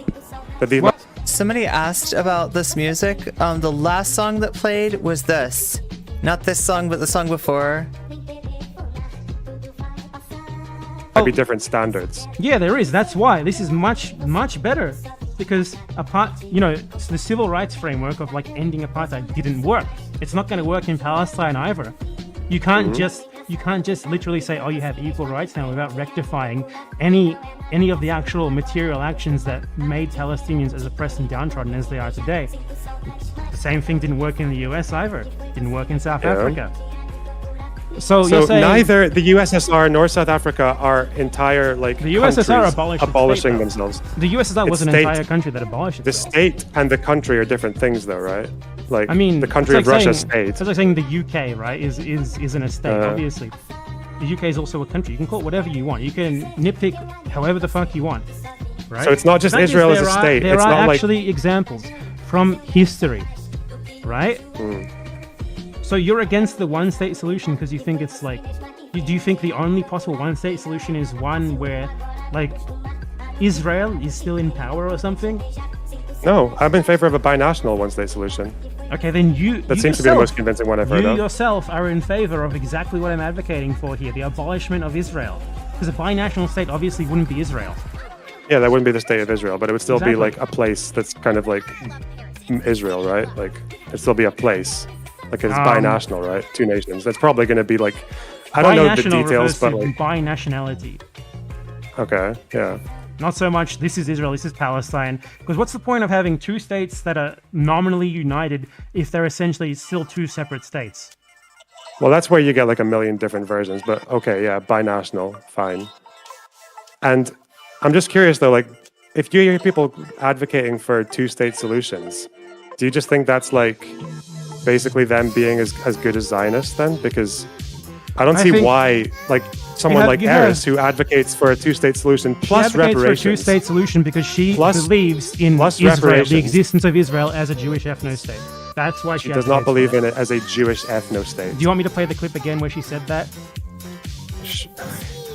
What, you're out of context clip, Champ? Yeah, go for it. How is it out of context? Like because I've spoken to her about this. And the I've reason watched why the she videos, wants a two-state solution is because she wants Israel to remain. I mean, the right answer would be, because I've listened to the tapes, I've listened to the original, either longer clips or the original VODs or something like that, right? And in context, it's not what you're saying it is, right? And then if you want to be even more impressive, you bring the whole clip and you show... I mean, I've done this before, right? We did this to Dylan, right? He took me out of context, literally cut off the first part of what I was saying, and told people I was addressing him when I was really addressing his audience, right? And that's not a distinction without, significance. So that's how you do it, Lonerbox. If you really do have like an example where Bad Empanada took something out of context. Now, I'm not saying it didn't happen. I haven't done the research either, but I'm not the one accusing somebody of lying. As a Jewish ethno-state. That was what she said multiple times. She might have dialed back her words. opinion in a private conversation She said the with exact you. words, I want Israel to remain a Jewish ethno-state. Those are the She exact said, words. If they're anything different from that, I'm just going to ignore you. If Israel is to remain a majority state, meaning majority Jewish state, this is... Oh, this with is the one Western about the values. Oh, yeah, He yeah. just Wow. This is the argument where she's Spoilers. characterizing the problem with the settlements. That's 30 seconds No, before that was clip, nothing to she's do with talking the about settlements. That she was stating that the only yeah. reason that she's against settlements is because it will dilute the Jewish character of Israel. And there Do you are know a who lot of made- right-wing Israelis with this opinion. She's in complete agreement with them there. Settlements aren't bad because we're stealing land, because they're unjust. They're bad because they're going to dilute the ethnic character of our country, and eventually we're going to have no option but to annex all of Palestine. And then it won't be a Jewish ethnic state anymore. We're going to be outnumbered. They're going to vote us out. That is that position. I'm sorry, like you're making shit up. Like I'm not making she's shit up. characterizing another position. She's not characterizing other positions. I think, to me, you got to be fucking with me. That is actually a good reason, by the way, given that Israel is pretty right wing. If you want to like say the problems with a one state, I mean, this is, what's really fucked up about that clip is that I heard an almost identical argument coming from Chomsky, saying that this is the Chomsky is inevitable also a one-state. two-statist, and I'm pretty sure he's a two-statist. And I'm pretty sure he's a two-statist for ethnic reasons too. So he's a piece of shit as well. What you think? I don't think he's a two-statist for ethnic emotionally reasons. attached to Chomsky? I don't think he's a two-statist for ethnic reasons. Well, maybe not. But either way, Why Chomsky did you can say be that? wrong. Chomsky is wrong about like 90% of I what know he says. I know he's wrong about that, but I wouldn't call him like a pro-Zionist for believing that, especially since he also believes one-state solution long-term. Like believing in two-state solution doesn't mean that one-state solution isn't also possible in the future, right? I feel like a one-state solution is probably easier to achieve if there was like peace, right? The thing is, Given you that brought up aristocracy. You have and I know her. areas, especially like in the Galilee Valley, where there's already very intertwined communities. I feel like it's easier to advocate for dissolving the borders further when there aren't fucking troops ever all over the place, right? Do you think that I'm against like these sorts of little band-aids You still there? to start with? Yeah. Hold on. Was there a USB sound? I don't. Hello? Is that his USB? Hello? Okay, guys. Sorry. I was worried it was mine. I'm not Like- against these little band-aid solutions to start with, right? Good. So you fact agree of the with matter ours? is- Carry on. The fact of the matter is, if you frame it like, for example, as, oh, we just need to end the occupation, we just need to end, quote-unquote, apartheid, you're not really getting to the root of the problem at all. You're not getting to the crux of the problem, which is Israeli settler colonialism. Right? All of these things, these little gradual steps, these are steps towards ending Israeli settler colonialism. Look, chat. It's the. It's do It doesn't do the mean that we poly. should just retreat from I'm doing the poly. the position of accurately characterizing Israel as what it is, Sorry, it's a. from advocating for these longer term, Silly joke. far better solutions. So you agree with Eris? That's interesting. That's not her opinion.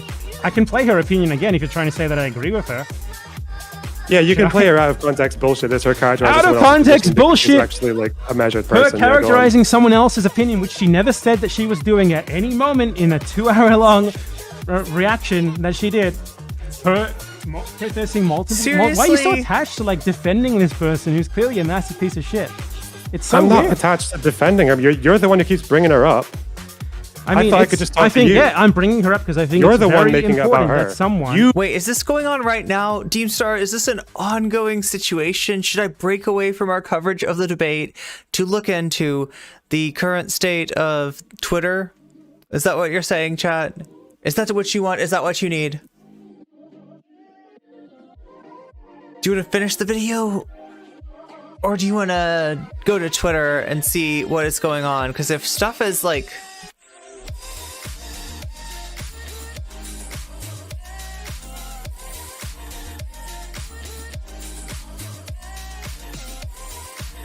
not super recent. Okay, we'll take a look at it after. are the ones. Someone who This considers is themselves entirely an your choice. advocate of Palestine. Just so you know, this doesn't is pop up entirely people your like choice, right? this. Doesn't pop Just up so you know, people this is like entirely your choice. Yeah, Huh? and so what? Okay. So don't get upset when I defend her if you're the one who keeps bringing it up. Yeah, you're defending her with complete bullshit, complete dumb bullshit that doesn't actually sit with the facts, doesn't actually Okay, sit so- with the things that she said.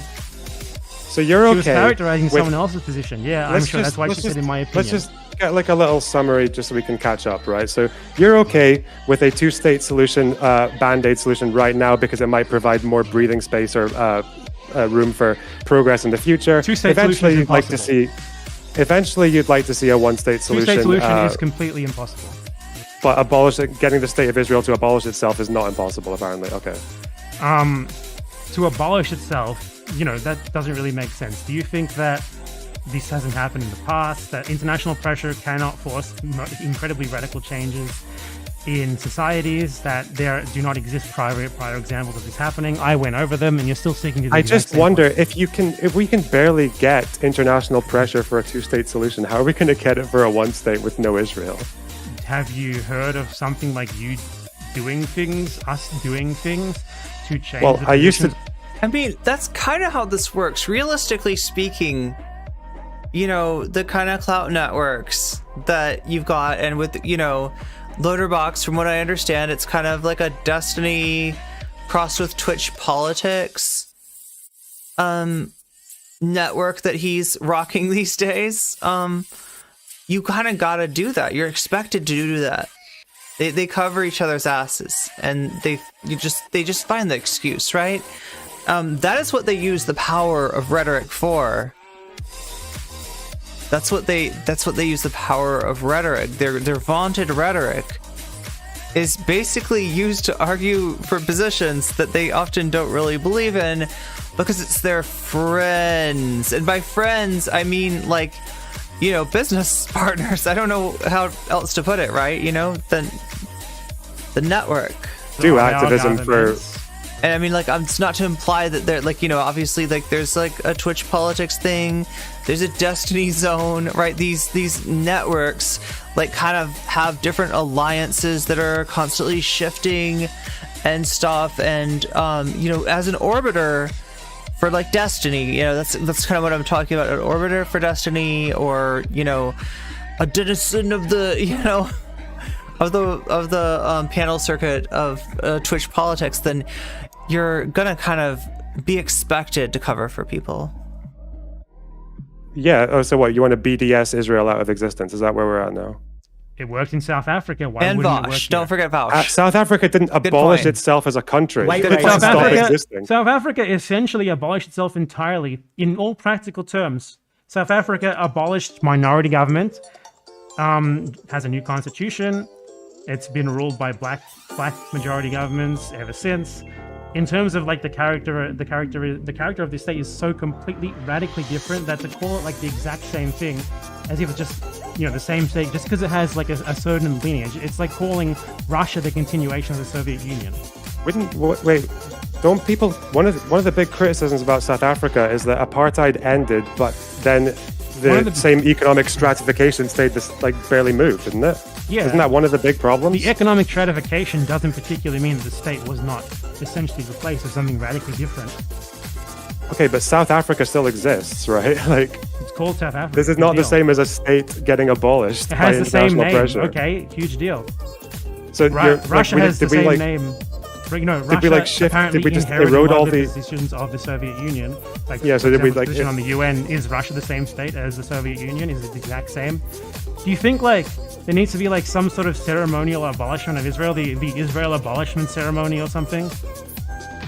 I don't give a fuck. I think okay, how do we do it then? Without a BDS, we're going to BDS Israel, a nuclear power, into just giving up all its borders and all its like. You're crazy, just restating wacky, the same like, position that state I've already dreams. responded to. You're just reframing It's it. ridiculous. It's not. It's ridiculous. It's not a solution. It's ridiculous. It's not advocacy. You're my man, LARPing. this is You're liberal. just standing on a hill, beating your chest into the void. Buddy, 60% of Palestinians are LARPers, according to you. Interesting position. Interesting position. This is liberalism, right? You're trying to regulate the acceptable spectrum of opinion by framing anything that really goes radically out of the status quo, even like a little bit outside of what you deem to be the acceptable positions of the status quo, as like unrealistic. It's just LARPing. So this is exactly what I said you do. This is what you and everyone in your sphere does. You try to reframe essentially like the most bog standard basic leftist positions as completely unrealistic, impossible. It's liberalism. Liberals do the exact same thing. This would be nice, but it's impossible. So we'll go with the status quo. You're conceding yourself that this can't be done immediately. If I'm not conceding. You said that because I said it can't be done literally immediately right now. Okay. And then you said that I'm LARPing because I advocate for it being worked towards over time. But that's why I'm asking you, if you're saying we both agree morally with a one-state solution, and we both agree that international pressure supports that. And no, I said we both agree with that. We agree. Oh yeah, you think we should do it like, I don't know, but yeah, I think it's like practical as well, right? Just more long term. So why did you just say that then? If you think it's impossible when you clearly just said you think it's possible. Because you take people who advocate for two-state solutions like Eris and call them liberals who are just narrowing the lenses of what's possible, Absolutely. which is not what they're doing. I was calling you that, but her as well. Oh, okay. Me as well. Okay. So even though you agree I based her position off what she said, okay? Can't get... She wants a two-state solution because she thinks that there needs to be a Jewish ethno-state where Jews can be safe. What did she say? A Jewish ethno-state where Jews can be safe. Why are you adding in the word ethno-state for that? Because she wants it to be an ethno-state, right? That's why she was worried about the majority. She's never said Jewish she wants it to be. She has never. I mean, she doesn't use that word, right? But she was describing something that she has failed to differentiate from that concept. Let's just put it that way. Never said she wants it to be an ethno-state. It's the perfect way to listen to a Twitch debate. I know, right? It's the only way I can take it. That or Minecraft, right? You're lying. You're just making shit up. Okay, let's play the clips again. No, I need to DJ and I'll DJ and react to like debate. Well, this isn't exactly like Lonerbox, I guess, is a debate, bro. Bad Empanada. I don't know what is Bad Empanada? Play the clip again. Let's play the clip again where we have no idea. Quite a debate, bro. We have no idea what the context is. Yeah, go on. She's never said that. Okay, let's find out. Are we gonna wait before you play the clip? Before you play the clip, are we gonna before you play the clip? Are we gonna hear the words? I believe Israel should be a Jewish ethno-state. Just because she doesn't say the ethno-state doesn't mean that she doesn't think it should be an ethno-state. Okay, she said it should be a majority state. Okay, that's fine. Majority that's fine. Jewish state. Yeah. Do they need to use the words literally ethno-state? Is she gonna wait? Does she say I believe Israel should be a? Does Likud use the word ethno-state? No, they don't. Does she say I believe Israel should be a majority Jewish state? Yeah, absolutely. She says I believe. She needs to preface it like, let's see, bud. You think she's not stating? She said, I think it's totally fine for Israel to be a Jewish. Somebody just asked, so that is what we're playing right now. State where Jews can be safe. Blah blah blah. And she also said, oh, I know, right? We can't right, legacy. We can't allow Arabs to essentially dilute the Jewish character of this state. We can't let them become the majority. She said we can't let them. Okay. She has to literally phrase it in the exact terms that I'm summarizing, right? Because this is the problem. You're incapable of assessing people's opinions. You can't do it. Holy shit! You're just denying reality here. Let's play the clips again. I mean, I get that you don't want people to ship a Theseus things, right? Because that does happen in the debate world, but that's not what's going on here. Bad Empanada is, I mean, I wouldn't say paraphrasing, but like adding the important, adding like the takeaway that's like left out. Like, you know, Eris is kind of just like, I mean, it's like there. It's like implicit, like that idea. What Eris is describing, you know, is that, and so Bad Empanada's calling it that. That's a little different than, you know, the kind of ship of Theseus where, you know, like lives of TikTok, like they're like talking about G rumors, right? And you're like, well, that sounds pretty bad. Nobody should do any G rooming, right?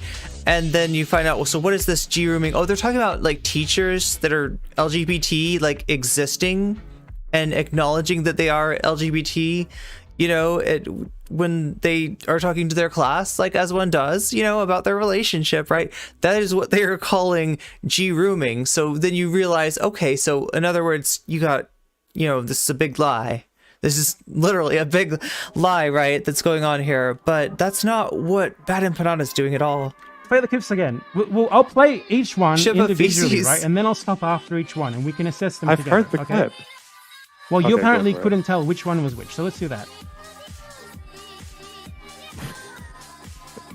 The fake nervous laughing doesn't work, dude. It's real laughter. You are very funny to me. What are all these delicious little noises that are You do a population punctuating our exchange, debate? it's very hard to reverse the change because you basically just recreate the problem even worse when you try to reverse it. And this is one of the problems with the Palestinians having the right to return, because they want to take up space. They want to, you know, come return, and they're a much larger population now. We're stopping that one. Okay, that's the first clip. What do you think about that? Okay, so she said if you do a population exchange, the effects are sometimes worse, right? Then Yeah, and she's using that as an argument against the right of return. okay. So that's again, we're talking about a hypothetical where right of return means like potentially like 1 million plus people from Palestine come to And why does she not want Israel. them to come? And then no what space. happens? Do you understand also- where the there's no space argument comes from, for one? A fella named Frederick Ratzel. He coined Okay, the wait, term remind me. Lebensraum. You might have heard of it. Remind me when it comes to space. Then let's say that right of return happens, and like say like 1 million Palestinian refugees want to go back. What happens to the people who live there? So some of these people might be like third generation, right? Like what happens to them? Do you Do we think just that? evict them? Do you think that you steal a house, it's not stolen anymore, if like you give it to your kids? Is that how things work anywhere in the world? Well, most refugees. I mean, there's like several clips, but yeah, you're right. There's also the one where she argues not enough room, and These don't get generational right for return. That's just for Palestinians. I'm just asking you, what do we Most do? How do we do that? refugees can just return, because that country hasn't literally been obliterated. So I'm asking you then, let's say many millions of Palestinians, or even a few 100,000, decide they're going to go back. They're going to go and live in where they were kicked out of, whatever, or they're. I mean, from what I remember, her argument was something like that she was making, she was just giving the perspective, like describing the perspective of Israeli citizens, of like average Israeli citizens, and with the point being that if these are the voters, what you just said, that's a no sale. Like that's not going to happen, right?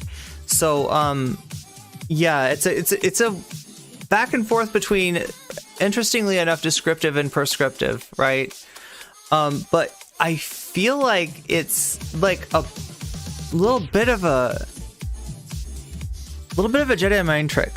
I feel like both are mischaracterizing her and her position, somewhere in between. You don't know much about Eris.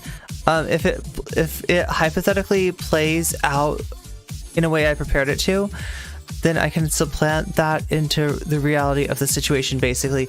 Yeah, I mean, I feel like some of these seem like, you know, possible Schrodinger's douchebags, where it's like, it's put out there, and if it doesn't, you know, if it gets pushed back on, then you can say, oh, no, like, that was descriptive. And then if it's something that you want to stick with, you want to bite the bullet on, then it's prescriptive, right? And that's where kind of the argument is getting weird. Families. And the people She's being a Sam Harris. who live there don't want to. What happens? What do we do? What happens in any other situation in the world where this happens? Does he do that? Question for you, my friend. Well, we kick them out, Question right? for you, my friend. you boot them out with nowhere to go, right? Was it wrong to kick And then you get German a war. settlers out of Poland after World War II? Yes or no? German, like what? Like troops? German settlers who literally settled Poland. Was it wrong to kick German settlers out of... Were there... How many German settlers... You can tell me about this. Go on, elaborate. About 800,000 in Poland. Okay. And They how long were went they there for?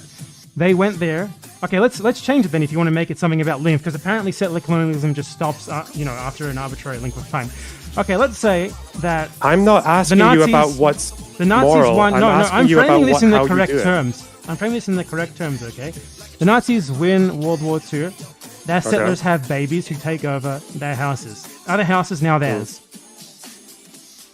I would say that you get to a point where time passes and you get to a point where reversing history isn't actionable. This was clearly actionable because the Nazis lost the war, right? Is Crimea Russian?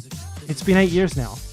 I would say it's been, yeah, I would say, honestly, if the exchange was peace in exchange for Crimea, yeah, unfortunately, I think it's already becoming a reality that Crimea has to go, yeah. Well, I'm saying like morally, right?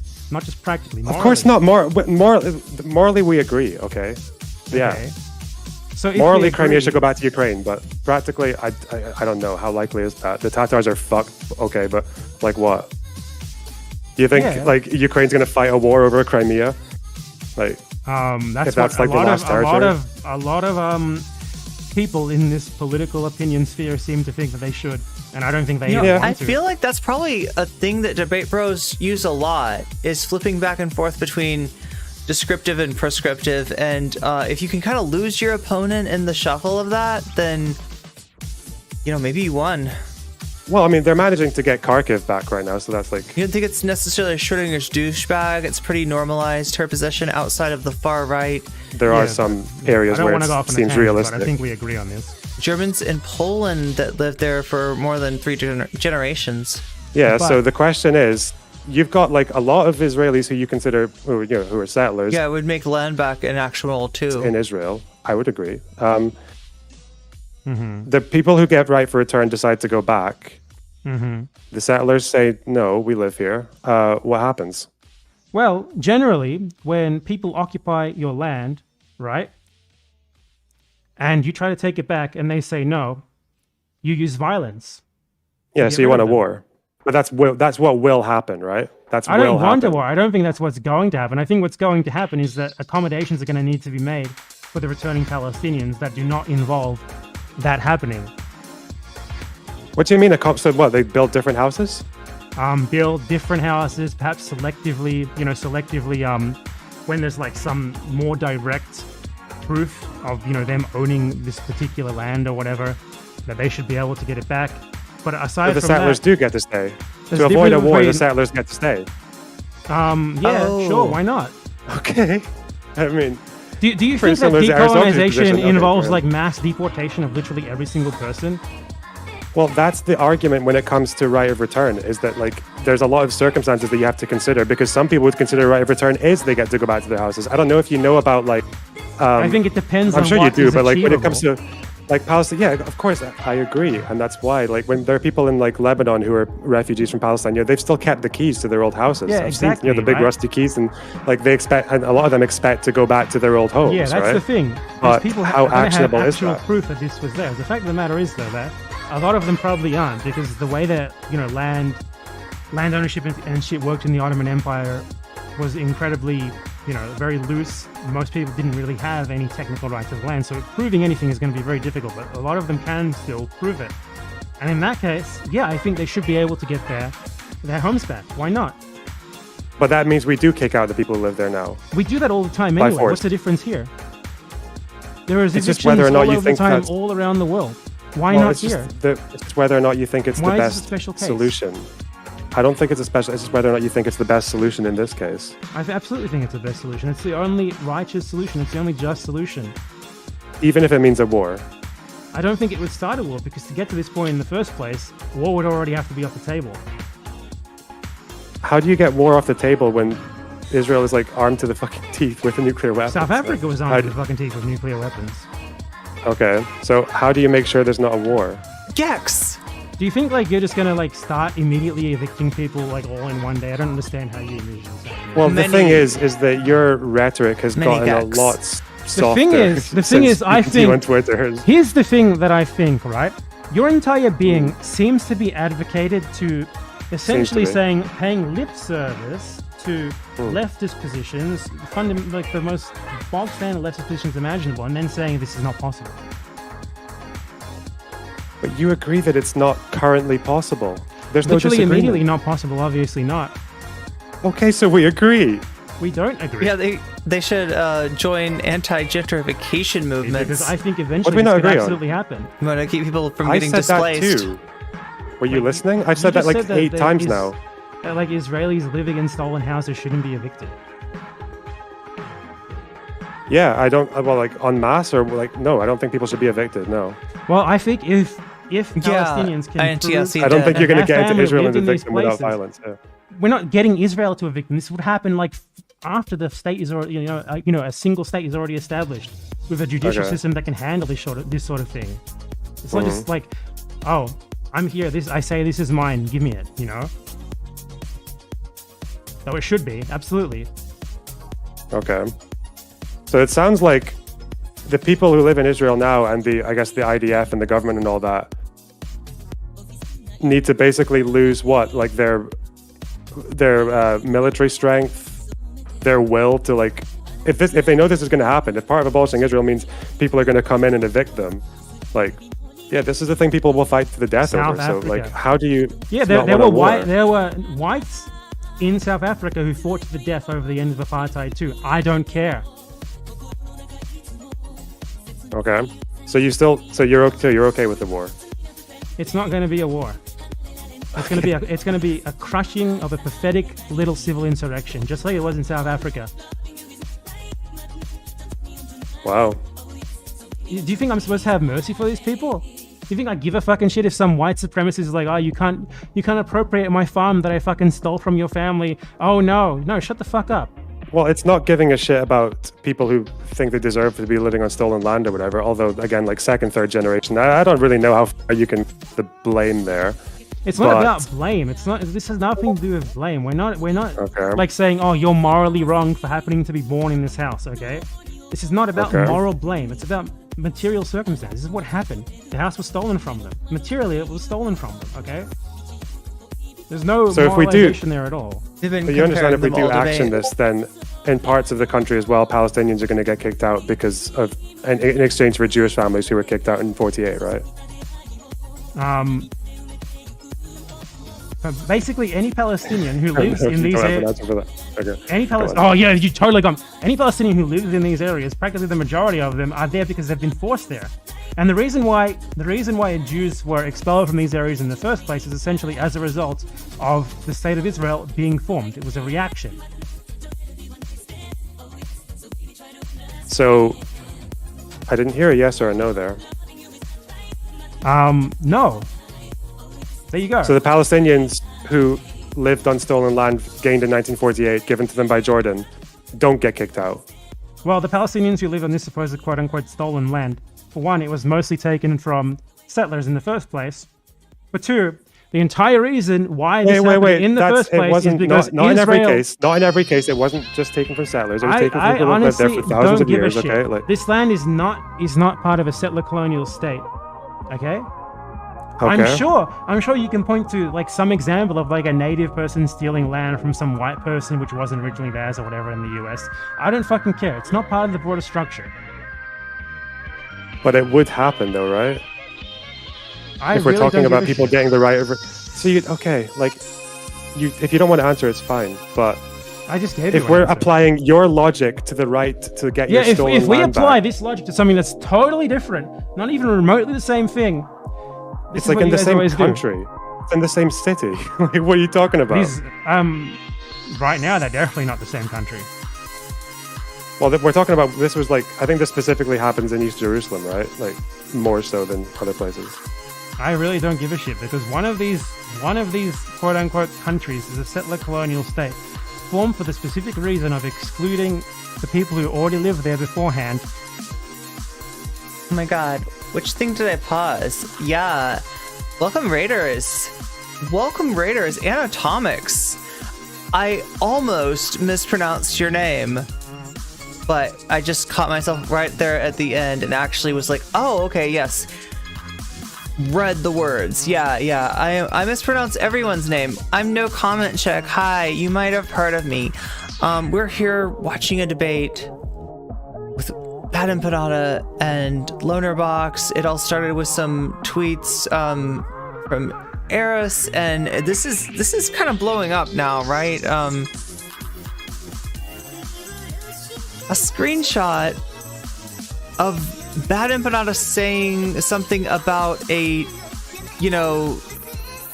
organization, a militant organization in a video game is now being characterized as like Bad Empanada participating in terrorism or something like that. There's wild shit going on Reddit, wild shit going on Twitter, people losing their minds, and it looks like it is all about a freaking video game, right?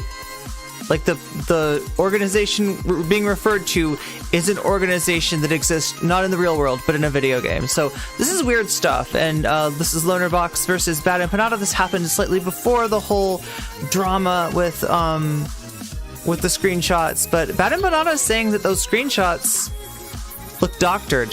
So yeah, it's really blowing up. Oh yeah, thank you so much, Mustard Tiger. I appreciate that. Yeah, I stream politics. I talk about this kind of stuff, especially when the rights of marginalized people are involved, as they often are.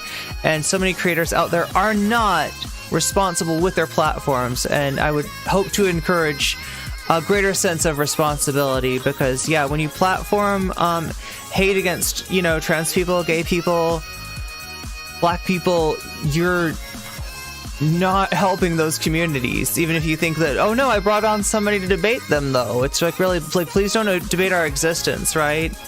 So yeah, this is the Bad Empanada Lonerbox confrontation, and we are right in the middle of it. But yeah, thank you, Raiders. Thank you, Anatomics. Did we get a shout out for Anatomics? I think it's like !SO. Oh, thank you, Mustard Tiger. I love your name, by the way, Anatomics.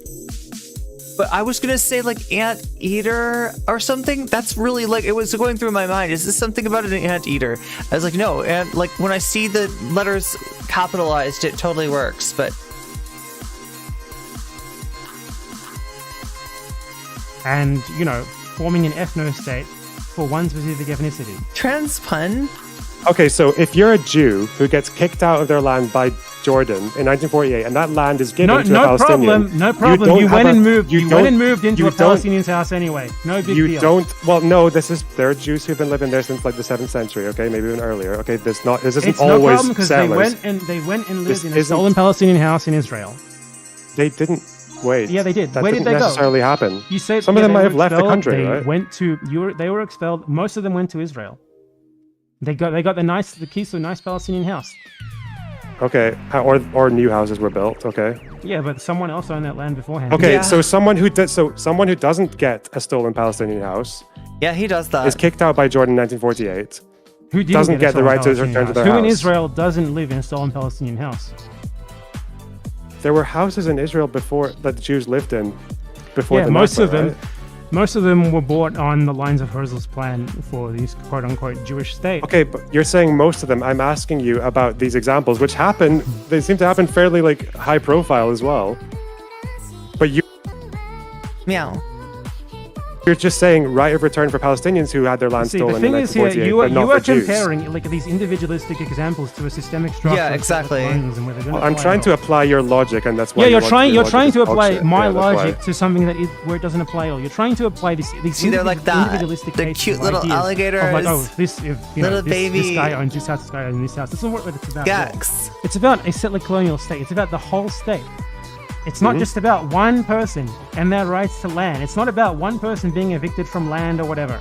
It's about the structure of a settler colonial state being dismantled. Okay, let's make it simple then.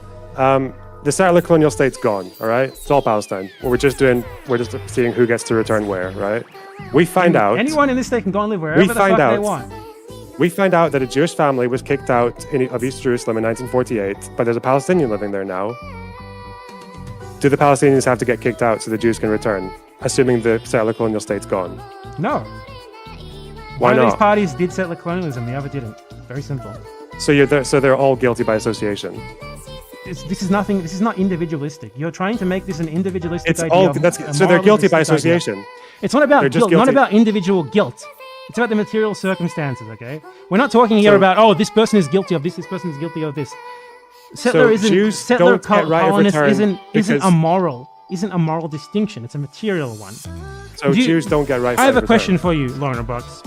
If I own a factory that I inherited from my parents, is it wrong for you to appropriate it from me? To appropriate a factory that you inherited from your parents. Yeah, is it? I inherited it from can my you parents. explain the? Is it can you- my okay, fault? I don't. Is it my can fault you that I own this explain factory? Wait, that's not what we're talking about. We're talking about Jewish people who were moved off of land that they lived on for that their families Yeah, lived on for over you're 1,000 making a years. bunch of random analogies. I'm making one too. Is it okay? I'm Your trying to get analogy you to doesn't understand. apply. Yeah, Your analogy doesn't make sense. It You're doesn't making apply to right of moralistic return. arguments here. Your argument here is essentially that these people aren't guilty. Who gives a shit if they're not guilty? It's not about Can you just guilt. own, okay, it's wait. not about Can them you doing just something. This is a huge point. Like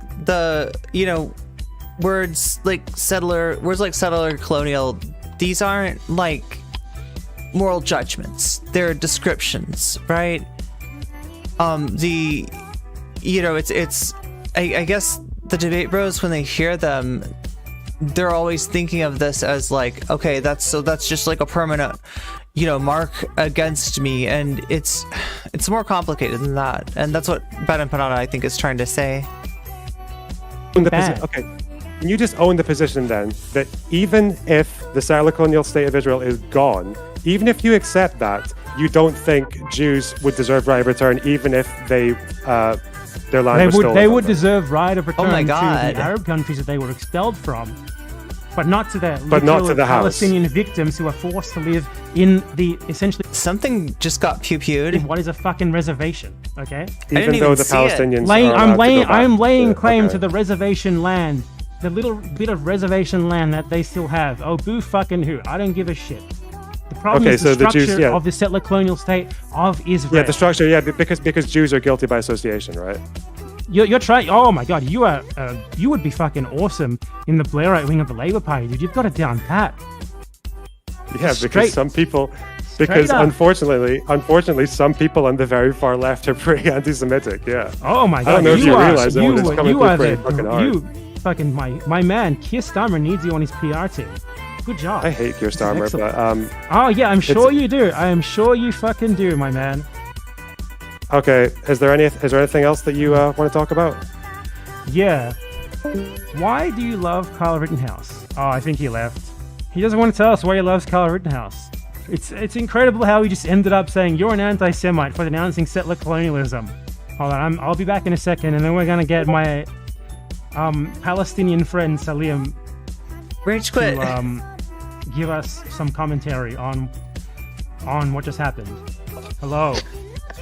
Wait, I need to maybe What did you increase think your about- volume a bit because I put my. I love it when people try to make these things a little bit more like educational, right? Because a lot of times debates aren't. It's just, debate bros like puffing their chest and stuff.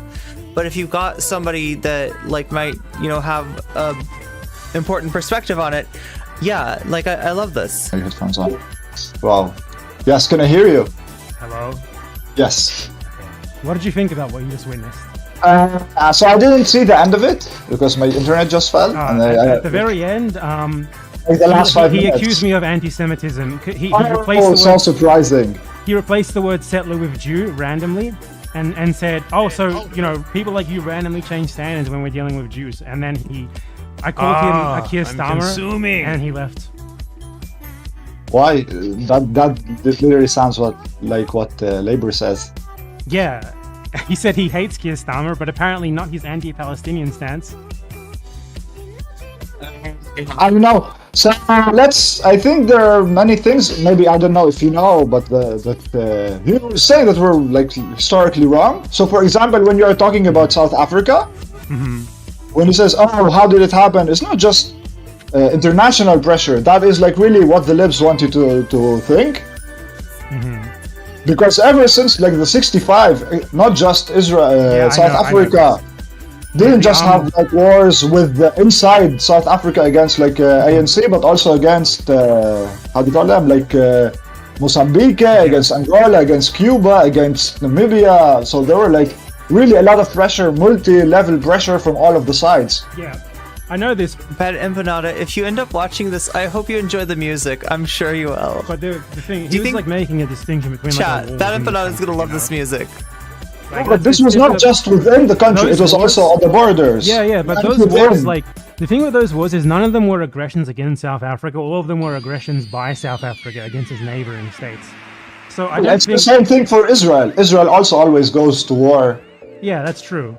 That's true. So I guess, like, when Israel goes to war, help out the people that it's fighting against. That's also a good international stance to hold. How could Bad But I Empanada don't not think For like example, this? the 2006 war in Lebanon, Israeli sees it. Oh no! The real question about Empanada is, do you like my gags? Oh, the Lebanese people they kidnapped 2 I've got the gags. soldiers, and this is what happened. But in reality, like a week before, I think Gaza kidnapped Israeli soldiers, and Gaza was being bombed really heavily. So what Hezbollah did, they like activated the second front in 2006. This is like the real reason why Hezbollah in 2006 started the war with Israel. It was not just to fuck up Israel. It was to defend Palestinians. So the whole process of liberation will have to be a regional one, because Israel is there for a regional reason, not just for a settler. It's not just settler colonialism, it's also part of imperialism. Yeah, of course, obviously. Of course, he will not know it because he's a liberal, which is very obvious. Yeah, I from what mean, he said. in the aristocracy, she acknowledges that plainly with the Western values thing. It needs to be an Communism is outpost. based. I mean, even, you know this, but the Zionists, the original Zionists who came up with the whole idea of going to Israel, saw it as an outpost of European civilization within Barbary. So it's the same idea. Exactly. So this is like, it's the same thing as the Boers or as, how do you call them, like New Zealand or Australia. Australia does the same thing in the Pacific. This is why they now threaten Solomon Islands. Yeah, precisely. They do the same role in their respective regions. This type of countries. Yeah, like, I don't know, like, it's funny to see him, like, trying to frame me as an anti-Semite at the end when I, like, talk about settler colonialism all the time, everywhere. It's, like, they just don't have anything. Like, I think at the end, he called me an anti-Semite because I don't think that Jews who were expelled in the 1948 war from their homes are the same as Palestinians who are expelled from Israel, because one of these was a project of settler colonialism, the other was, like, an unfortunate individualistic event, right? And he's trying, he said because I don't consider those things to be equal, he called me an anti-Semite. Like, okay, whatever. You should tell him that Israeli government worked with the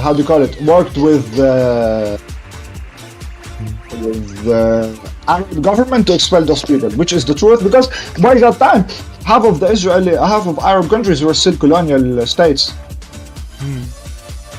Yeah, that's true as well.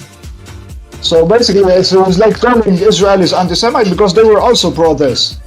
Are the Israelis who say this is not the same thing? The Israelis work for it to happen. Oh yeah, I mean, there's a lot of historical positions held by like higher ups in Israel that are called anti-Semitic today, like the oppression of Yiddish to promote modern Hebrew, for example. They did that. They, for some reason, hated other Jewish languages. Trying to Europeize, how do you call it, like Mizrahi Jews also. Yeah. They did but what I am saying is like the problem with this type. So because I was mostly like messaging you about the stuff you said. Yeah. So for example, I couldn't read it. No, it's okay. So for example, when you were like playing the thing about there is no room, whether it's the position of aristocracy or whether it's the position of Israelis, and then he started to speak about Jewish people from New York. Well, they can go to Israel tomorrow, 2 million of them, and no one can stop them, and the Israeli state will help them. Yeah, I mean that they do. This is the law. This is the law in Israel. The law in Israel is everyone who is Jewish can go there. Yeah, exactly. So if they did that, would the Same Israeli thing. state tell them no? No, it wouldn't. No, it wouldn't. Not That's just a good that. point. The Israeli state works to bring them. There is like a literal ministry who works on bringing Jewish people back in how do you call it? In quotation mark, bring them back from the U.S. The person who was all of his life in the U.S. bring him back to his homeland. Yeah, but I mean precisely. Like, has he ever denounced that? No, but apparently, like Palestinian refugees who want to return. To their homes, This is really those are the easy. ones with that's.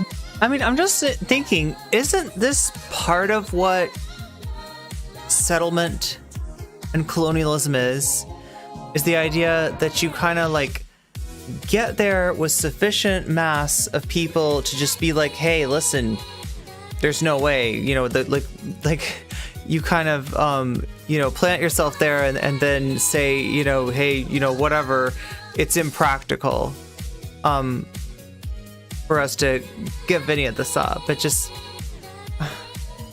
That's where we need to start talking about how and that's also done through, you know, on the exterminatory side too in colonialism, unrealistic it is. But the Israeli or you know, at the very least through some kind of suppression. government inviting random Jews who have nothing to do with Palestine or Israel, that's fine. That their number is exactly the same number. I mean, there have been statements given about like Israel's policy towards Palestine that are essentially, we want to put them on a diet in other words, reduce the, like, they're not even kidding either, like reduce the like number of calories a person in Palestine can get.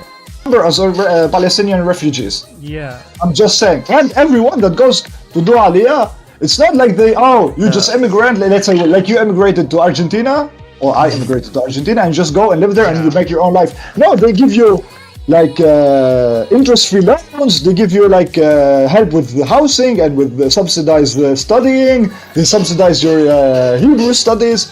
So the state has money to promote return, like the how do you call it? It's funny that like Israel doesn't have money for reparations, but it does have money to invite anyone any random Jew in another country who wants to come and live there.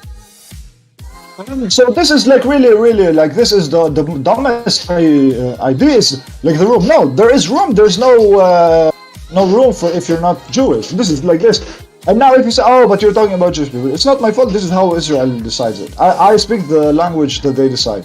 I speak like the reality.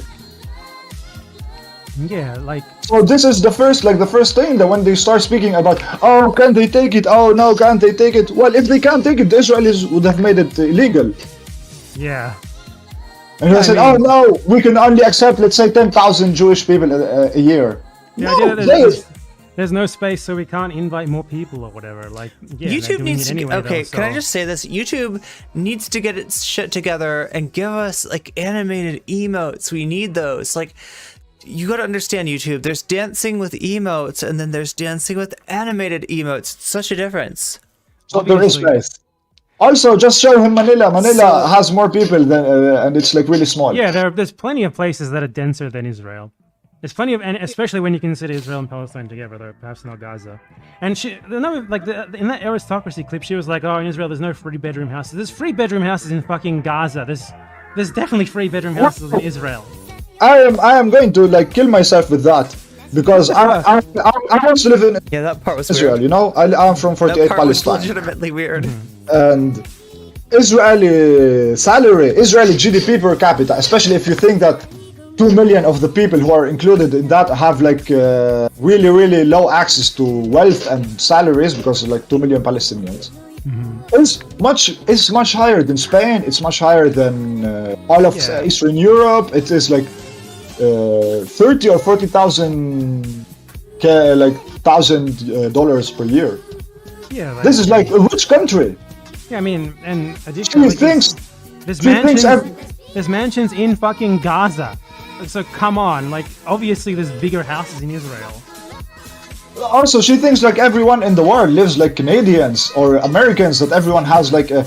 Even in the US, this is not true. This is just like rich white people who live, or like her, rich white person I guess, in like, Canada lives in a 3-bedroom apartment. I have my best friend. He also immigrated to Canada. He lives in a shitty apartment in Toronto.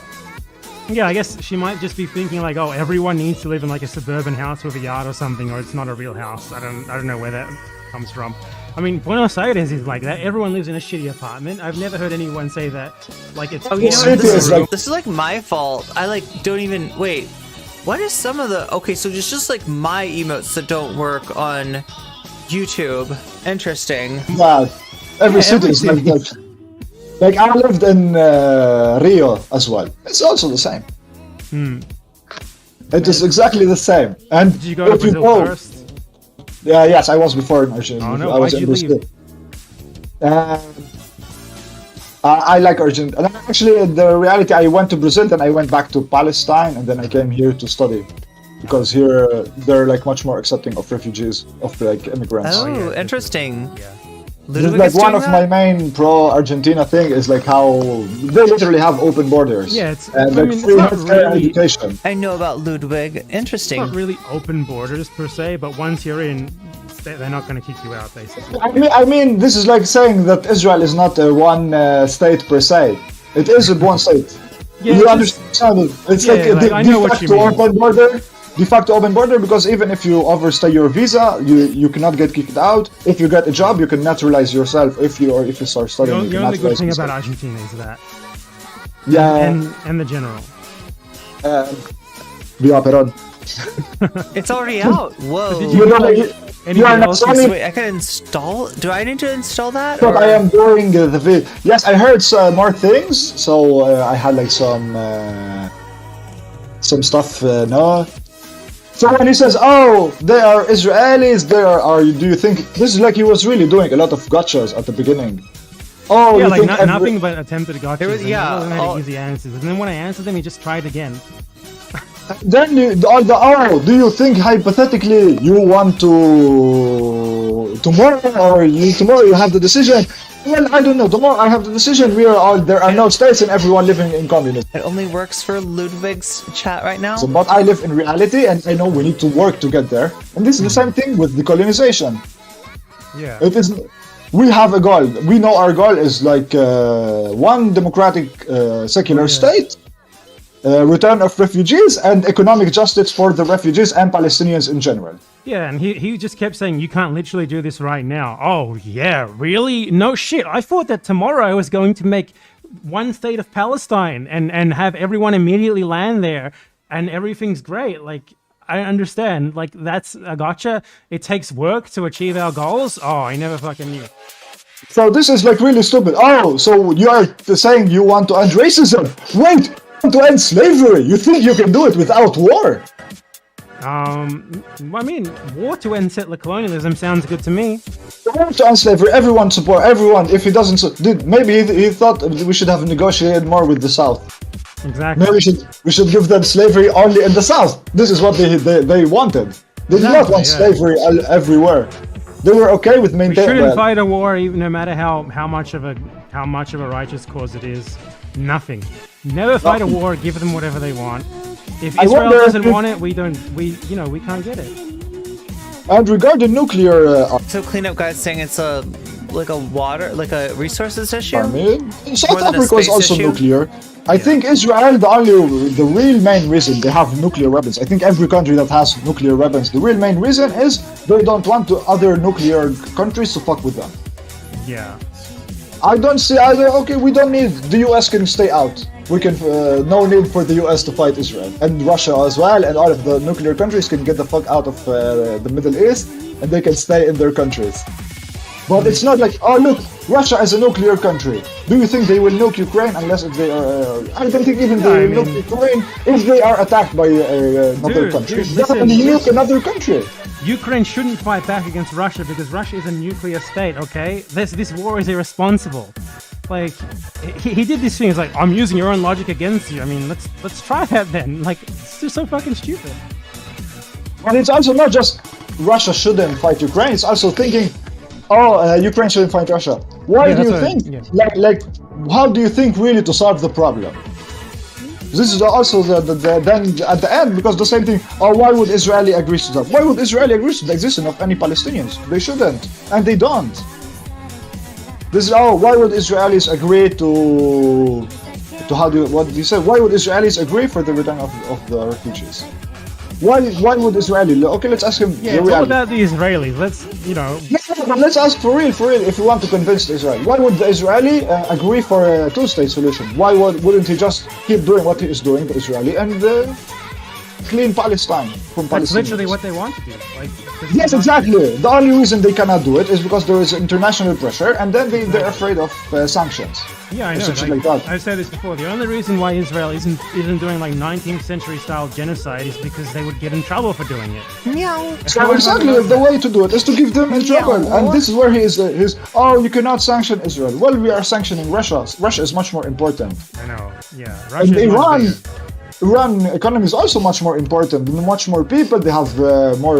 I mean, if every the EU and the USA sanctioned Israel to the same extent they're sanctioning Russia right now, they would capitulate in a week.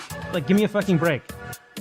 They are like they are totally burgers. They are like how they call it, the Americans. If they will not get their they would immediately be like, okay, we need to get to the fucking negotiating table right now. They he seemed to think they would just immediately fucking launch the nukes or something. They launch the nukes, they will get invaded by the US. They're gonna nuke themselves, I guess. I don't know. That guy, I think you're talking about Bad Empanada, just provided a really, really good argument. The instant the US pulls out. Oh wait, no, you're talking not. Maybe not. You're talking about Bad Empanada. Let's see. What is this guy's name?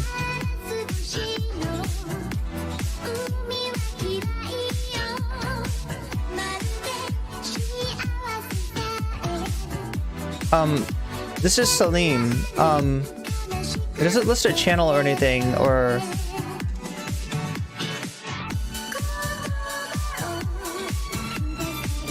Also, they will nuke Gaza. If they nuke Gaza, they will destroy all of Israel. I mean, they're not gonna nuke, for one. Like, sure, Israel is a piece of shit country led by pieces of shit, but they're not gonna fucking cause a nuclear war. Like, come on. No, but even if they do, what I am saying, even if they do a nuclear war, they know that this will be their last act. Because nuclear war, you are like, it's like we are going to die. But also, as a country like Israel, thinking about it, if they try to launch nukes, all of the countries that don't that are their patrons, they will invade them as well, because no one wants that. I don't think we'll ever get to that point anyway. Like, Israelis would obviously choose, capitulating to destroying. Okay, so Cleanup Guys is saying the U.S. weapons support is part of the thing that keeps this project going. Themselves, right? Most of them, if you ask me, the reality is most of the. Yeah, the Dominionists have a weird thing about Israel where they have ideas that the Book of Revelation demands for. I don't know. It's like they kind of see Israel and the Jewish people like pawns, basically, in the greater game of Christian dominionism. It's a weird thing, and in some ways, both sides are using each other.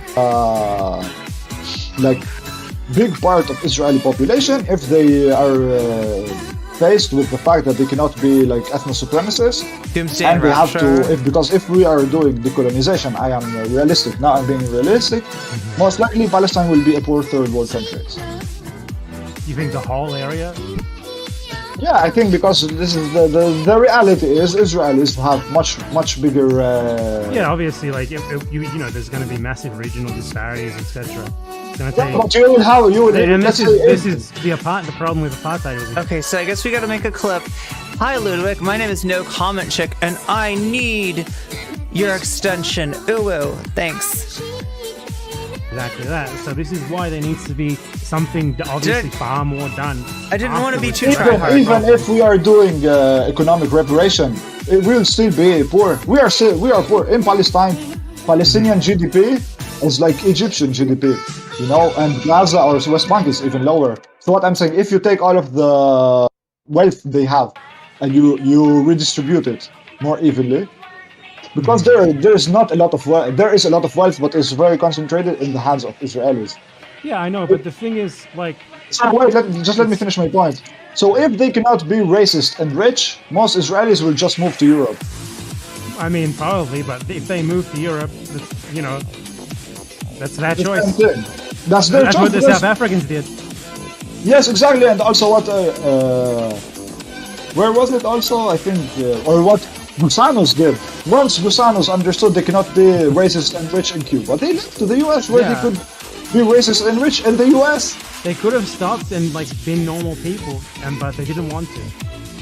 Exactly. So I think most, and if you look who would do that, is like professional workers and owners or small business owners, stuff like that. And who would stay? The people who will benefit. Yeah, absolutely. So, but and this is like just the reality is because how the system is set up in Israel, they benefit from it. So you cannot really convince them. There is no convincing. I do think, if you've got a link, maybe send it to a mod. like, if you look at the polls, like, How does that work on becoming, YouTube? That doesn't work on YouTube, does it? year by year, more and more Israelis are becoming open to the idea of one state. I think the last one I saw is like Israelis is like 70% pro transfer, like population transfer, to kick out all Palestinians from Palestine. I don't know what. I think polls tend to vary a lot. I don't even know if the one that I was looking at was good. The Palestine one I saw is mostly like this. The Palestine one is from Babil, I think. The last one I saw, it's really focused on younger generation. That's another thing. Like, you could also wait it out. If the hardliners die out, then things become more possible. This is possible everywhere in the world. This is why a lot of countries have gay marriage now, because the conservatives just died. Yes, but I think you need to think about this like this. But this is the difference between stuff like settler colonialism and LGBT rights is because there is like a more generalized, how do you call it, like labor force, and you have everyone has to work to survive. There is no real reason to exclude LGBT people, and there is no material reason for that anymore. Except this is why it's harder to do it, because most people don't give a fuck. Say, why wouldn't you let them work, or why wouldn't you let them get married? Who cares? The settler colonial is really benefiting much more directly, and he knows, every settler colonial person, he knows, wait, I am going to work this job. In Israel, it's even more obvious because you have like, oh, I am going to work this job. If there is no settler colonialism, I will have much more competition for this job, for example. Or wait, I work in the military industry. If there is no Israel, there is no military industry. What will I do? Yeah. This is like really much more connected. So here in Israel, in every settler colonial state, you have this problem of there is much more benefit to a lot of people, and it's usually to a lot of people to maintain the system because they benefit, and otherwise they will have to compete with more people. They will be like not special. And if you're not special, you get less money. Mm-hmm. Yeah, absolutely. I mean, I still think that, like, so as you go younger, there are more people who are willing to give something up for, a goal. I will tell you, in Israel, they are being every time more racist. The young people. Maybe, but the most recent polls that I've seen is like 20-25% of Israelis favor a one-state solution equal. Christian dominionism is tied very closely to the military-industrial complex. How so? Rights or whatever, though. Obviously, there's nothing said there about like reparations or anything, but over time, we work towards spreading these ideas. That's how they happen, and maybe it'll happen without the majority support of the Israeli population. Too fucking bad. Maybe they'll have to be forced into it through sanctions or whatever. Too bad. I don't fucking care. This is what is needed to be done. It's like, oh, I am socialist. So if I am socialist, oh no, but some people who don't want socialism. Yes, we should try to convince whoever we can, but at some point there is like the majority of people are suffering. Yeah. We need to act on that to correct the social organization. Yeah, I mean, precisely. The question of Israel and Palestine is not just the Israeli population. These are two populations that are functionally the same, right? Like, they functionally share one state. So we can't just have a minority, or at the very best, like a 50%, 40%, like, oppressing the rest of them. We can't just like be like, oh, these other people need to regulate their expectations. Like we need to make them have lower expectations for justice or whatever because this other group oppressing them won't like it. Like, since when has anyone thought that? This is really, it's really easy to see if you look at historical struggle and also see how this type of historical struggle gets resolved, and if you are not radical enough, where it goes and where it doesn't go, where it reaches, how radical can you change something, it's or how much you fix it is really dependent on how radical you are going with the way to fix it. For example, let's look at similar, not settler colonial, but similar anti-colonial struggles. You have Vietnam and you have the Philippines, right? Both are had like anti-colonial struggles, and both stopped being colonized in the 60s or 50s, right? I'm not sure about Philippines. Philippines at least until World War II. Yeah. Because the Vietnamese anti-colonial movement was more radical than the Philippine one now, than the Philippine one at the last time. And because they also could work on that radicalism for like several different reasons, they took power, and now you can see materially it is much better to be a Vietnamese person than a Filipino person. Yeah. Some arms manufacturers inscribe Bible verses and the like into scopes and military issue rifles. Christian dominionism is an extension of imperialism. Yeah, and it's scary that it's not just like functionally that way. It is like they see it that way. Like because your state is more functioning. Your state. This point by Salim is why Vosh and many other leftists, aka liberals who like LGBTQ rights, for settler colonialism, the benefit from it that makes right and would be, oh my god, yeah. Well, I mean, there's so many, like, there's so much about them that is not different enough from the alt-right, right? So many of the like narratives that get accepted, and it's kind of unbelievable to hear from something calling itself a leftist community that they're like, oh yeah, no, like reverse racism unironically, bruh. No, bruh, no. It is more independent. No, bruh, no. And of course, it is subjugated by global capital. It's part of the global market. They don't have power for real, but they have more independent inside their state than most post-colonial. Like in some way, by engaging so much with the hard right, I feel like the debate bros have internalized the fears, like as in the replacement fear, the you know, Mayo side fear. Like there's so much that they've kind of like internalized without even realizing it, and you know, they're surprised when they get compared to the hard right, but it's there, right there. Nations, because they did that. They fought out on this on a very like radical platform of independence. Yeah, like no compromise. No compromise, exactly. Of course, in the end they had to compromise, but the idea is, okay, if we compromise, it's because we have to. If you start from compromising, you will have to compromise. Oh my god, this is literally what George W. Bush said to like the French Prime Minister or something. He was talking about Gog and Gog and all this. Oh my god, like all this like fundamentalist, like, you know, end time shit. LGBTQ rights are anti-colonial, and any colonial project that pinkwashes, it's lying. Oh yeah, look at Australia and the Religious Freedoms Bill. Yeah, I've seen black creators and marginalized people bring this up, and they're getting proven right. The whole thing is exactly why I stopped watching Vosh and Vosh Orbiters. Compromise more, and then in the end you will not never solve it. Yeah, a lot of the time, you know, you compromise and then nothing happens. That happened in South Africa. And Palestinians compromised, signed the two-state solution. Arafat and the PLO. They compromised. Where are we now? Exactly. There are more settlers now. There are more killing of Palestinians now than in the 60s and 70s when we compromised. Mm-hmm. Yeah, I mean, I do feel like there's international progress, but obviously it's going to take a while before it amounts to anything, because at the end of the day, it's as you said, like the... Oh, there's a Christian supremacist in the Australian Defence Force, and they're on trial for war crimes at the moment. the Western capitalist states benefit from having Israel as like their outpost. It's bullshit. Like, the conspirational idea that Israel controls these countries. No, these countries control Israel. Israel has to do what they want it to do.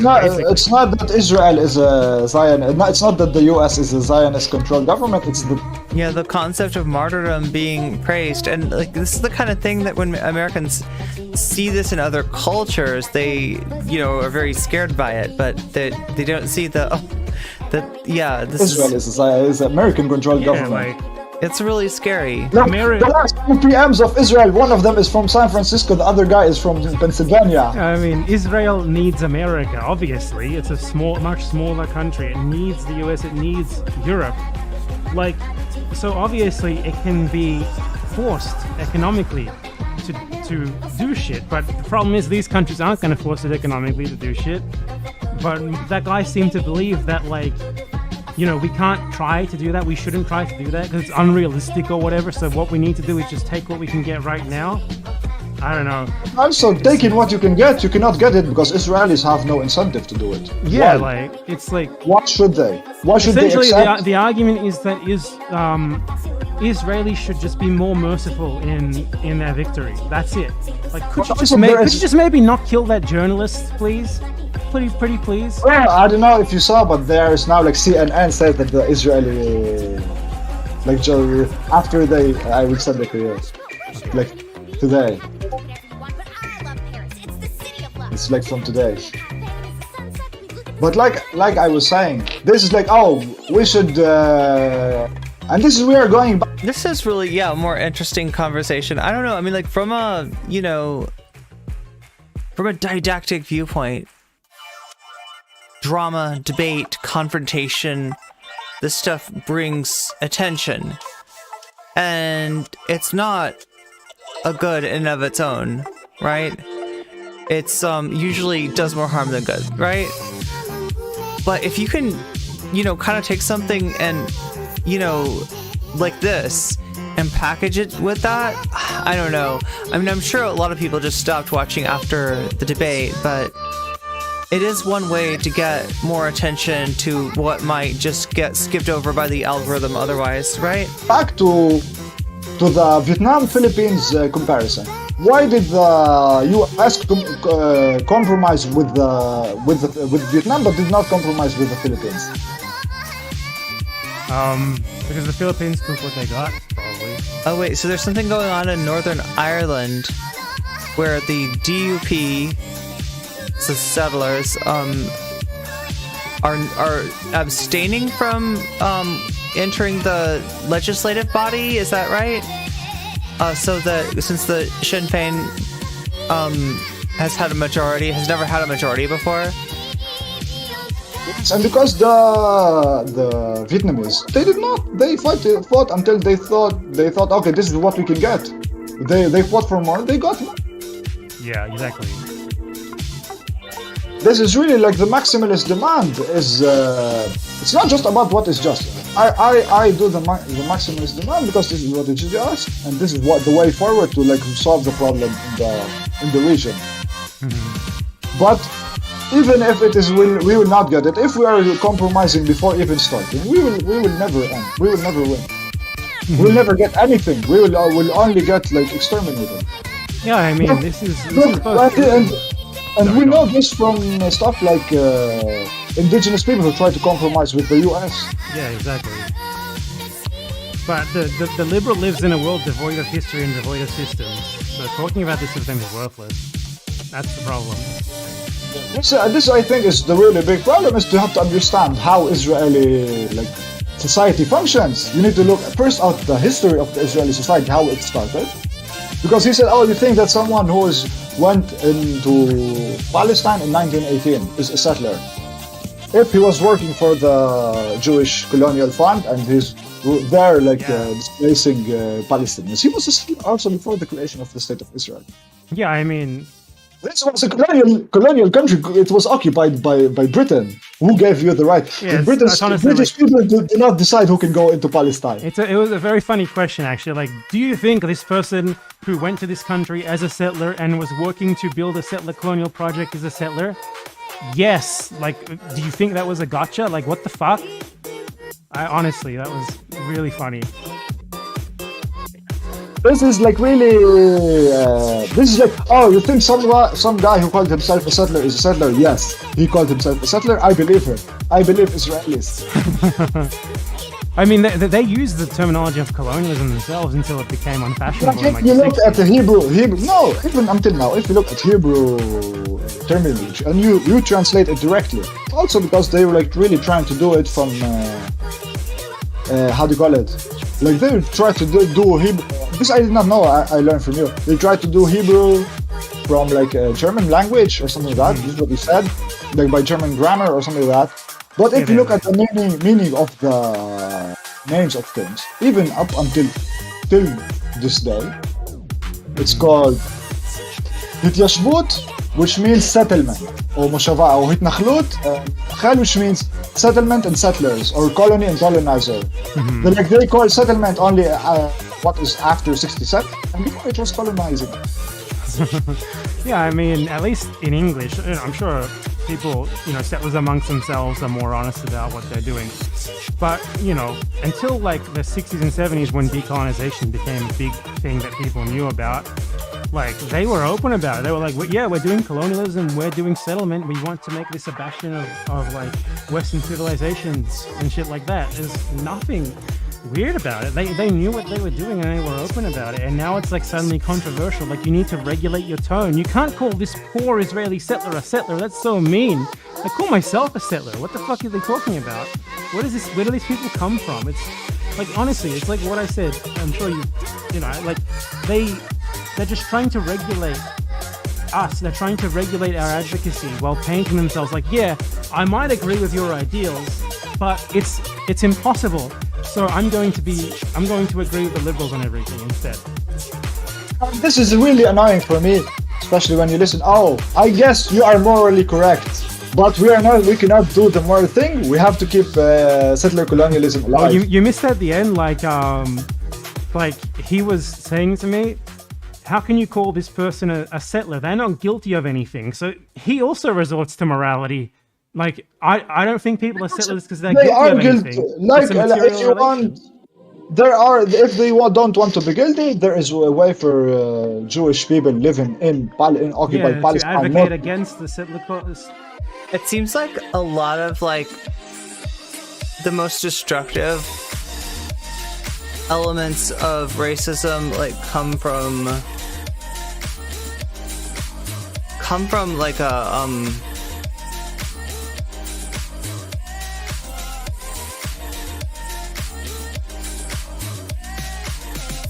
oh my god, how am I trying to describe this? Not to advocate, to be active.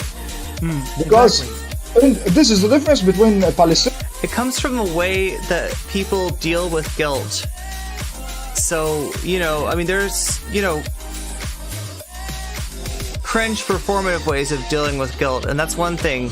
But then there's also ways of dealing with guilt that amount to denial, and that's probably worse. Right? And that's where the stuff seems to come from. Like, kind of like... It's... Yeah, and it's an inappropriate, like, interpretation of ascribing, like, a moral,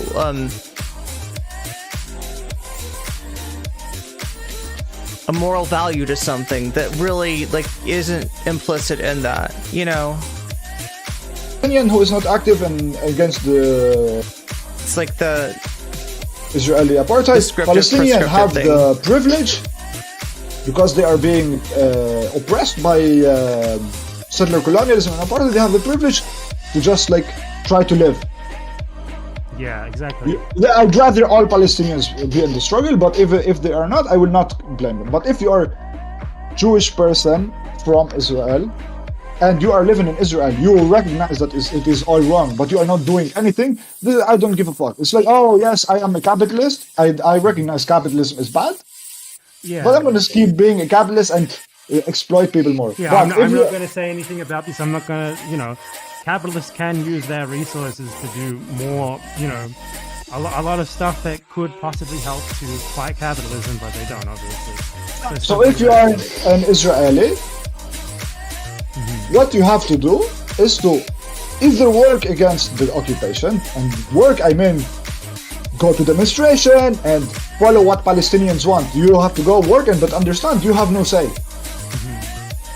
And you use your privilege, how Palestinians tell you, to fight occupation. If you're not doing that, you should leave. I mean, there it goes. Its privilege doesn't have a moral value. What you do with that privilege does. That's what the debate bros and right-wingers are missing, right? And that's, another similarity. You're living in the Yet another similarity. Yeah. If you believe yourself or not, if you even acknowledge that, I'm sure there's plenty of Israelis who just sit at home playing fucking video games. Yeah, exactly. Like anyone else. Colonialism is not like over. It's not a finished process. It's continuing. Still settlers. Yes, exactly. Most of them, even if they say, "Oh man, I am not going to go to the army because man, the army sucks. They make you wake up every day at 5 in the morning, and I have to like give up 3 years of my life. I don't care. If you are not working against settler colonialism, you are a settler." This is the really dichotomous place. Yeah, but still, like, I don't think like settler is particularly like a moral thing, right? Like, I consider it more of a material thing. Like, It's like it's like bourgeois proletariat. You can be a bourgeois who is a great, solid person, but you're also exploiting people without and a lot of them don't even really know it, or don't even really understand it that way. It's the same thing with being a settler. Yeah, this is like the reality. Like, I'm sure Engels or whatever, like, just say, when You have many friends that say there's been nothing to do with me. It has nothing to do with me and my parents. They came in the 70s. Yeah. he was like thinking about himself, I'm sure he never thought about himself, oh man, I am writing so many books against capitalism. I'm not a capitalist anymore. Yeah, that's not. Yeah, exactly. Like, it's just there's ways for people to like be working against systems that benefit them, you know, without like upholding them even passively or benefiting from them. Because if you're fucking passive, you're complicit. We know this. Everyone knows this. And this is really like, for me, it's that simple. There is like a system that works. It has like a mechanism of reproduction. If you're being like the Marxist nerds, there is a system of reproduction of Israeli society that is also tied to a system of reproduction of a whole global economy that really benefits from oppressing the third world. There is a really special reason why they really want to oppress the MENA countries, like the West Mediterranean countries, Arabic countries, and countries which, if are organized more justly, could really give a big problem to global capitalism because of the price of oil. Yeah, absolutely. I mean, it's important to understand, like, for example, like, Caleb Morton, I think he once said, like, Israel, like, imperializes the West or something, like, Israel is under, or like, the West is under Israel's spell or something. That's literally the complete opposite. Israel is a puppet of the West. It's not a puppet, it's a junior partner. Yeah, just like Sweden. Like Sweden. Yeah, I guess that's true. So it is in a little bit more of a precarious geographical position in Sweden. Nothing would have happened. And Israelis know that. Israelis, they love America because they know that without the US, without outside support, they really cannot survive in the region. But until you understand what is that, you will. Yeah, I love the Amogus. So always keep thinking about like fantasy solutions that are not possible until you really understand. But not just like, it's not that I think. It's like how do I explain it? Israelis or American or whatever are racist or exceptionist or against the third world because of their birth defects, because of their head size. There is really a system. There is a system that creates that. They created it. They created the system and they are perpetuating the system. The system is, of course, always changing. It's not always the same. It really depends on like what happens in the world, etc. Yeah. But you cannot think that if I have better, if I have better debate arguments. I can convince people who are benefiting to say, oh, now that you tell me that I am benefiting, it's maybe wrong. I will stop. Because of my altruism, I will stop the benefit, or I will reform. We are seeing historically it is not working.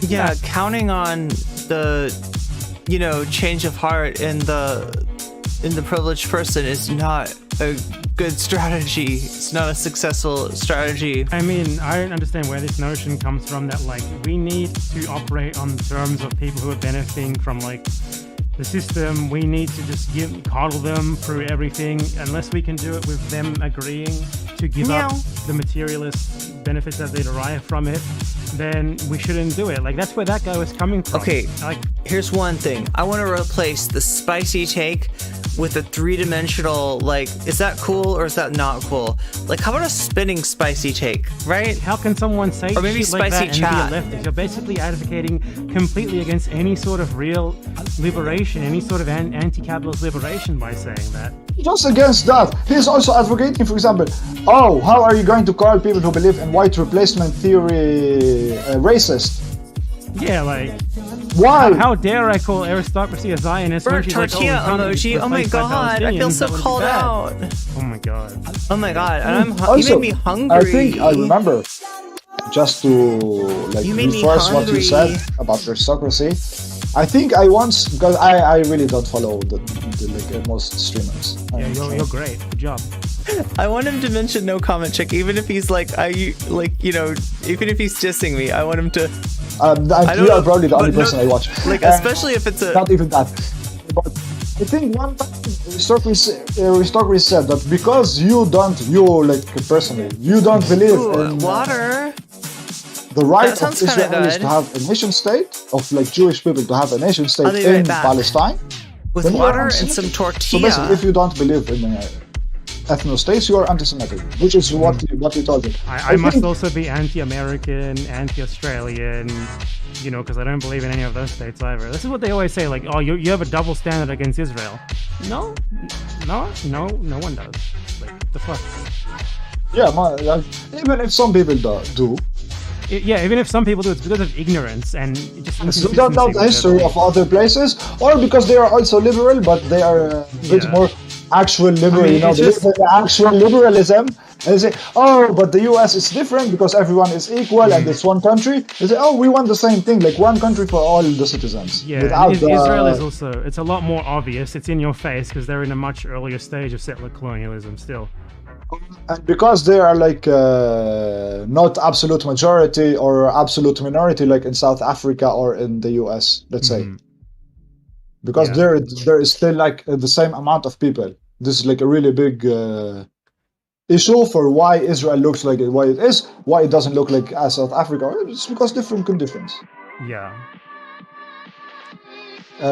This is what I remember. I don't know if you wanted like let's see. Yeah, like what do you got time for? I think you said you got to leave in like 10 minutes. Yeah, and my football game got cancelled, so no worry. Okay. About Abbas. Sorry? About Abbas, Mahmoud Abbas, Abu Mazen. I can't believe he brought up fucking Abbas as if it was I gotcha. Like Mahmoud Abbas and the PA, they are called Zionists by Palestinians daily. They kidnap and kill Palestinians who are fighting against Israeli occupation. Yeah, like they send their fucking police to do the bidding of the Israeli state. Like Israel says, arrest this person. No problem. Let's go. And the same with Arafat. Arafat is a bit better than Abbas.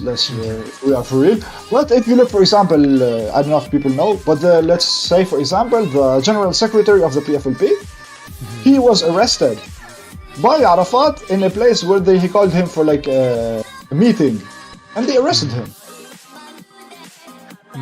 Yeah, I mean... So they are also working against the liberation of Palestine, because why? Because the reproduction of the PA, but not just like of Mahmoud Abbas and his security forces and all of the businessmen that are around him, is really tied to Israel's existence, because otherwise wait, if Palestine becomes like one state, all of the people who are working in security forces and are basically like Israeli occupation, subcontracting for the occupation, they will have to find a real work.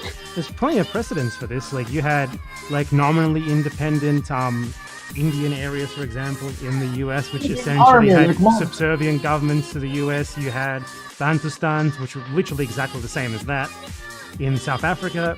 So, like, we have the historical precedents, right, for all of these structures. But the liberal doesn't know history. The liberal lives in a world devoid of a past. He just looks at the now. He looks at individualistic notions of is this moral or not, and this is really like the stupidest shit I ever heard. Oh, I agree with you. I agree with you, but I don't want to do anything that will make what I believe is the moral thing to happen. You don't agree with me. Yeah, like I agree with you, but we should never do what you think should happen. Yeah, this is like really annoying because, oh no, we are the same. No, we are not the same. We don't want the same thing. Yeah, like they're trying to move the acceptable like spectrum of what qualifies as leftism as far to the right as possible. I'd say it's not, but I think... What? Oh my god, what did I miss? This is interesting. This is relevant to my interests. About Abbas, Mahmoud Abbas, Abu Mazen. I can't believe he brought up fucking Abbas as if it was I gotcha. Meow meow. Like Mahmoud Abbas and the PA, they are called Zionists by Palestinians daily.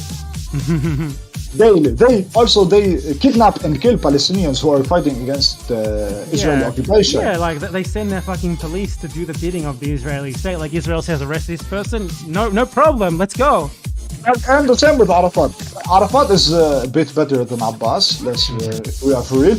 But if you look, for example, I don't know if people know, but let's say, for example, the General Secretary of the PFLP, he was arrested by Arafat in a place where he called him for like a meeting, and they arrested him. Yeah, I mean... So they are also working against the liberation of Palestine. Because, why? Because the reproduction of the PA, but not just like of Mahmoud Abbas and his security forces and all of the businessmen that are around him, is really tied to Israel's existence. Because otherwise, wait, if Palestine becomes like one state, all of the people who are working in security forces and are basically like Israeli occupation, subcontracting for the occupation, they will have to find a real work. There's plenty of precedents for this. Like you had like nominally independent Indian areas, for example, in the US, which essentially had subservient governments to the US. You had Bantustans, which were literally exactly the same as that in South Africa. So, like, we have the historical precedents, right, for all of these structures. But the liberal doesn't know history. The liberal lives in a world devoid of a past. He just looks at the now. He looks at individualistic notions of is this moral or not, and this is really like the stupidest shit I ever heard. Oh, I agree with you. I agree with you, but I don't want to do anything that will make what I believe is the moral thing to happen. You don't agree with me. Yeah, like I agree with you, but we should never do what you think should happen. Yeah, this is like really annoying because, oh no, we are the same. No, we are not the same. We don't want the same thing. Yeah, like they're trying to move the acceptable like spectrum of what qualifies as leftism as far to the right as possible. I'd say it's not, but I think they're just a bunch of morons. No, I think really, I don't think it's like an oppression. They are just liberal. This is what they believe because this is like. I mean, it's become cool to call yourself left when you're liberal, basically. Exactly. I mean, I don't know. Do you think this is universal? I mean, I definitely noticed this on Twitch. I definitely noticed that is a real dynamic on Twitch. I'm just wondering if Bad Empanada is like feeling this way because of streaming on Twitch so much, or if this is a more general observation. It suits them that people are making. It suits him. He lives in the UK. It suits him that there is still like cheap oil and all of the like Khalij monarchies are investing the money in England. So why would he be against like the situation when it's good for him? Well, I think he could possibly be against the situation, but he's clearly come to a bit of a... What is he against? What is he against is, maybe we need labor and get like better healthcare for us. Yeah, I mean, the thing is, like, the international situation benefits me as well, right? But I still advocate against my own interests here. He could be like that, but it's not. Yeah, I'm saying that the people, like, for example, like you're from Australia, and the situation, or me, I'm from Western, but here in Argentina, where I live, the international situation is pretty good for me, because many reasons that racism in favor of foreigners in Latin America, I have good jobs, stuff like that. But it doesn't matter. I recognize the reality of it, and I know if probably there is a revolution in Argentina, my life would be worse for like at least a couple of years until we get this place moving. But I understand that there are problems that cannot be solved without that. So, for example, what his solution? Israel should still exist. We should still have apartheid, but it should be like less racist. Yeah, like it's like, well, how do you plan to achieve a radical upheaval in society that betters everything without making things slightly worse for some people for a short amount of time? Well, I don't. It's like the standard is like, hi, Dragon. You have to do everything in a way that like every single person involved agrees with for some reason. It's like what you said earlier about the slavery example. It's just fucking insane. In slavery, if you look at it, like historically, conservatives that join labor, yeah. I feel like it's kind of terminally online to take most people and look at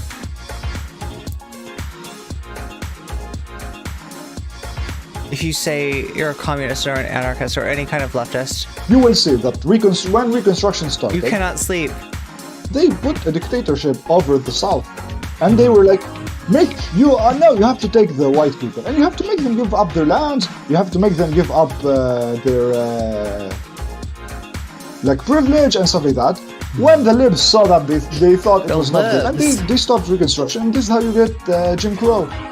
Yeah. Because we didn't finish the job, like Americans didn't finish the job in 1850s or 60s. I don't know when it happened. Like they didn't end up giving anyone land or anything like that. There were no appropriations, no nothing. Just like, in the name of reconciliation, we need to make all the slave owners put them back into power again. Except now they don't have technical slaves. Except all the people who are their slaves still live there. Wow, I wonder what's going to happen. I wonder, they have like no education, they have no power, they have no economic power, they cannot resist, and the white people own the police. Wonder, not much changed after that. It was not a done job. Yeah, and people in the north didn't give a shit because they've still benefited from it. Exactly, and white people what happened in reality, I read about this like a long time ago, but I can more or less. They started to do like a dictatorship over the South to try to land partition, like land, land reform and stuff like that. There was some land reform, but it got reversed very quickly. Exactly. Once, because the people who were doing it were not radical pro-black people. They were just like, oh my god, man, these slavery people have like too much power, and we are like a different type of capitalist economy. We really need to make our capitalist economy hegemonic. So we have to destroy the South. But after that, after the South was destroyed as a capitalist model, there is no need to go too radical, because this is also if you give like black people in the South and like white radical abolitionists in the South power, they will later come to us.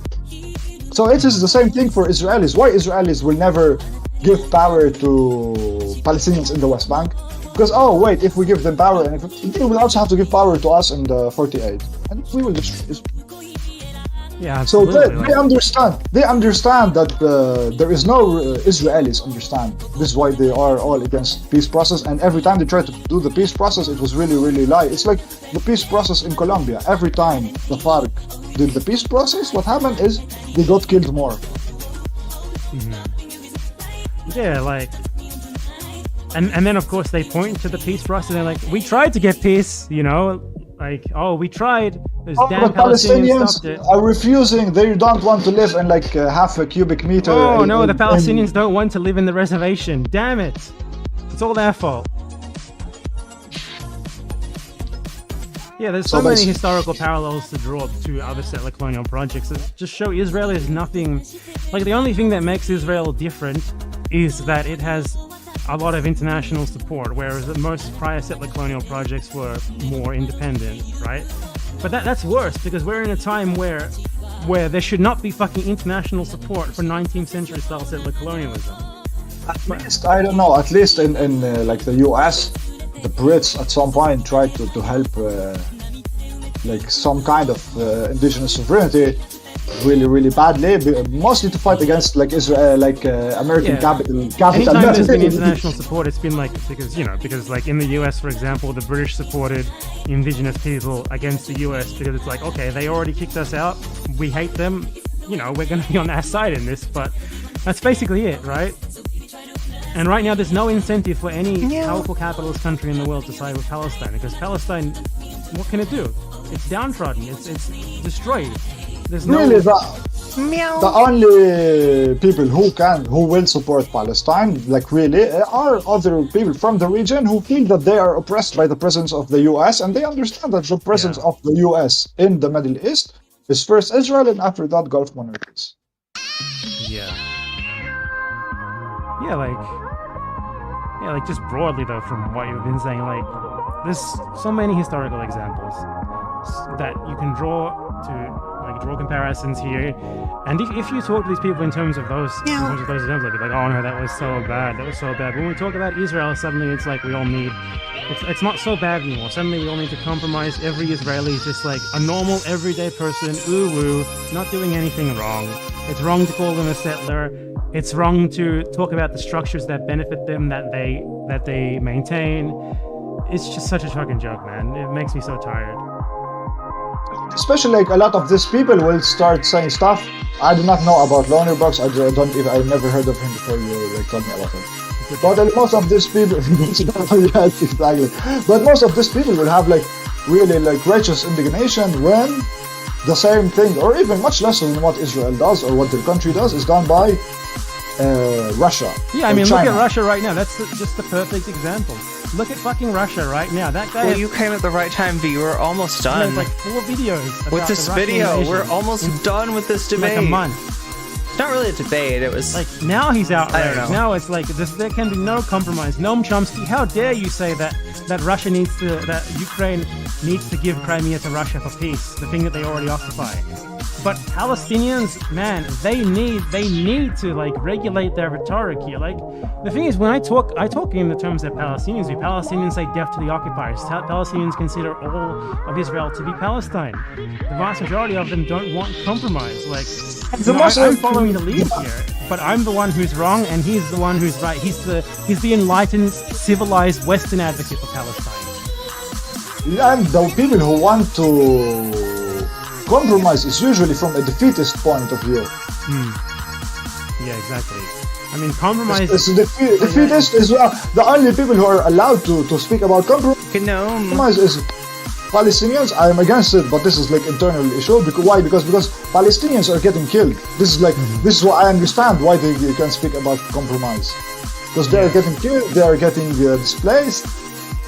Yeah, I mean, most Palestinians want like either a certain type of one state, and basically like every single Palestinian who wants 2 states. The last poll I checked from a couple of months ago was like 25%. They don't say it, they just say it because as like to end the war, basically as a compromise. I know that for example, the people who support from the poll I saw from Badil, the people who support the PA and how do you call it? Support the PA and the Oslo agreement and stuff like that are from Gaza, and not even most of them, but they are from Gaza, and what they want is like, oh my god, I live in literally like a country, a city that gets bombed every 4 years, every 2 years, gets destroyed. I have no access to water. I have 1 hour electricity a day. I have like very restricted caloric intake, etc. Yeah. And this is okay, yeah, oh yes, it's like maybe someone who is like tortured completely he is willing to go, oh yes, I will live in prison. I don't want this torture. I don't want torture. Just let me live in prison. Just let me be a normal prisoner. I don't want daily torture. Yeah, like the this thing, like these person's people torture. argue for like positions like two-state, for example, based on this sort of idea, like, oh, when you fucking stab someone in the back enough, eventually they'll do anything to make you stop. Wow, that's great justice, man. You're really advocating for a free Palestine. Good job. So it's like, yes, and you, like the people, and they are never like speaking about this, really about, what is better for Palestinians. It's what is better for Israelis. They really, the two-state solution is like the last ditch attempt. Chat, I gotta go to sleep, but I'm gonna rage you out with this still going on. We're gonna hear as both much liberal Israelis as we can, because this is pretty based. Like liberals from the world. Thank you for hanging out, everybody. Remember to follow if you have not already, and I'm gonna try to be streaming every Thursday, Sunday, and Wednesday. Is that my new schedule? The time's a little loose at this point, but we will get that nailed down at some point, right? I gotta find some happy medium where I'm streaming. I'm getting those nighttime vibes, but not sleepy. So I got a little sleepy tonight, but we will try to do better about that in the future. Sorry, meow meow meow. This settler colonial state. It's really like, no, we know that if people really understand the reality of what. Thank you so much, everybody. It was a lot of fun hanging out with you. Meow. Like the dynamic of the government, who controls what, who controls the border, who controls everything. Say hi to Willow. So if we are like really dealing with the reality, it is one state. You too, like a seafood. And if it is if it is one state, there is no justification for anything. To save this type of state, that usually is more aligned with the countries that these people are from.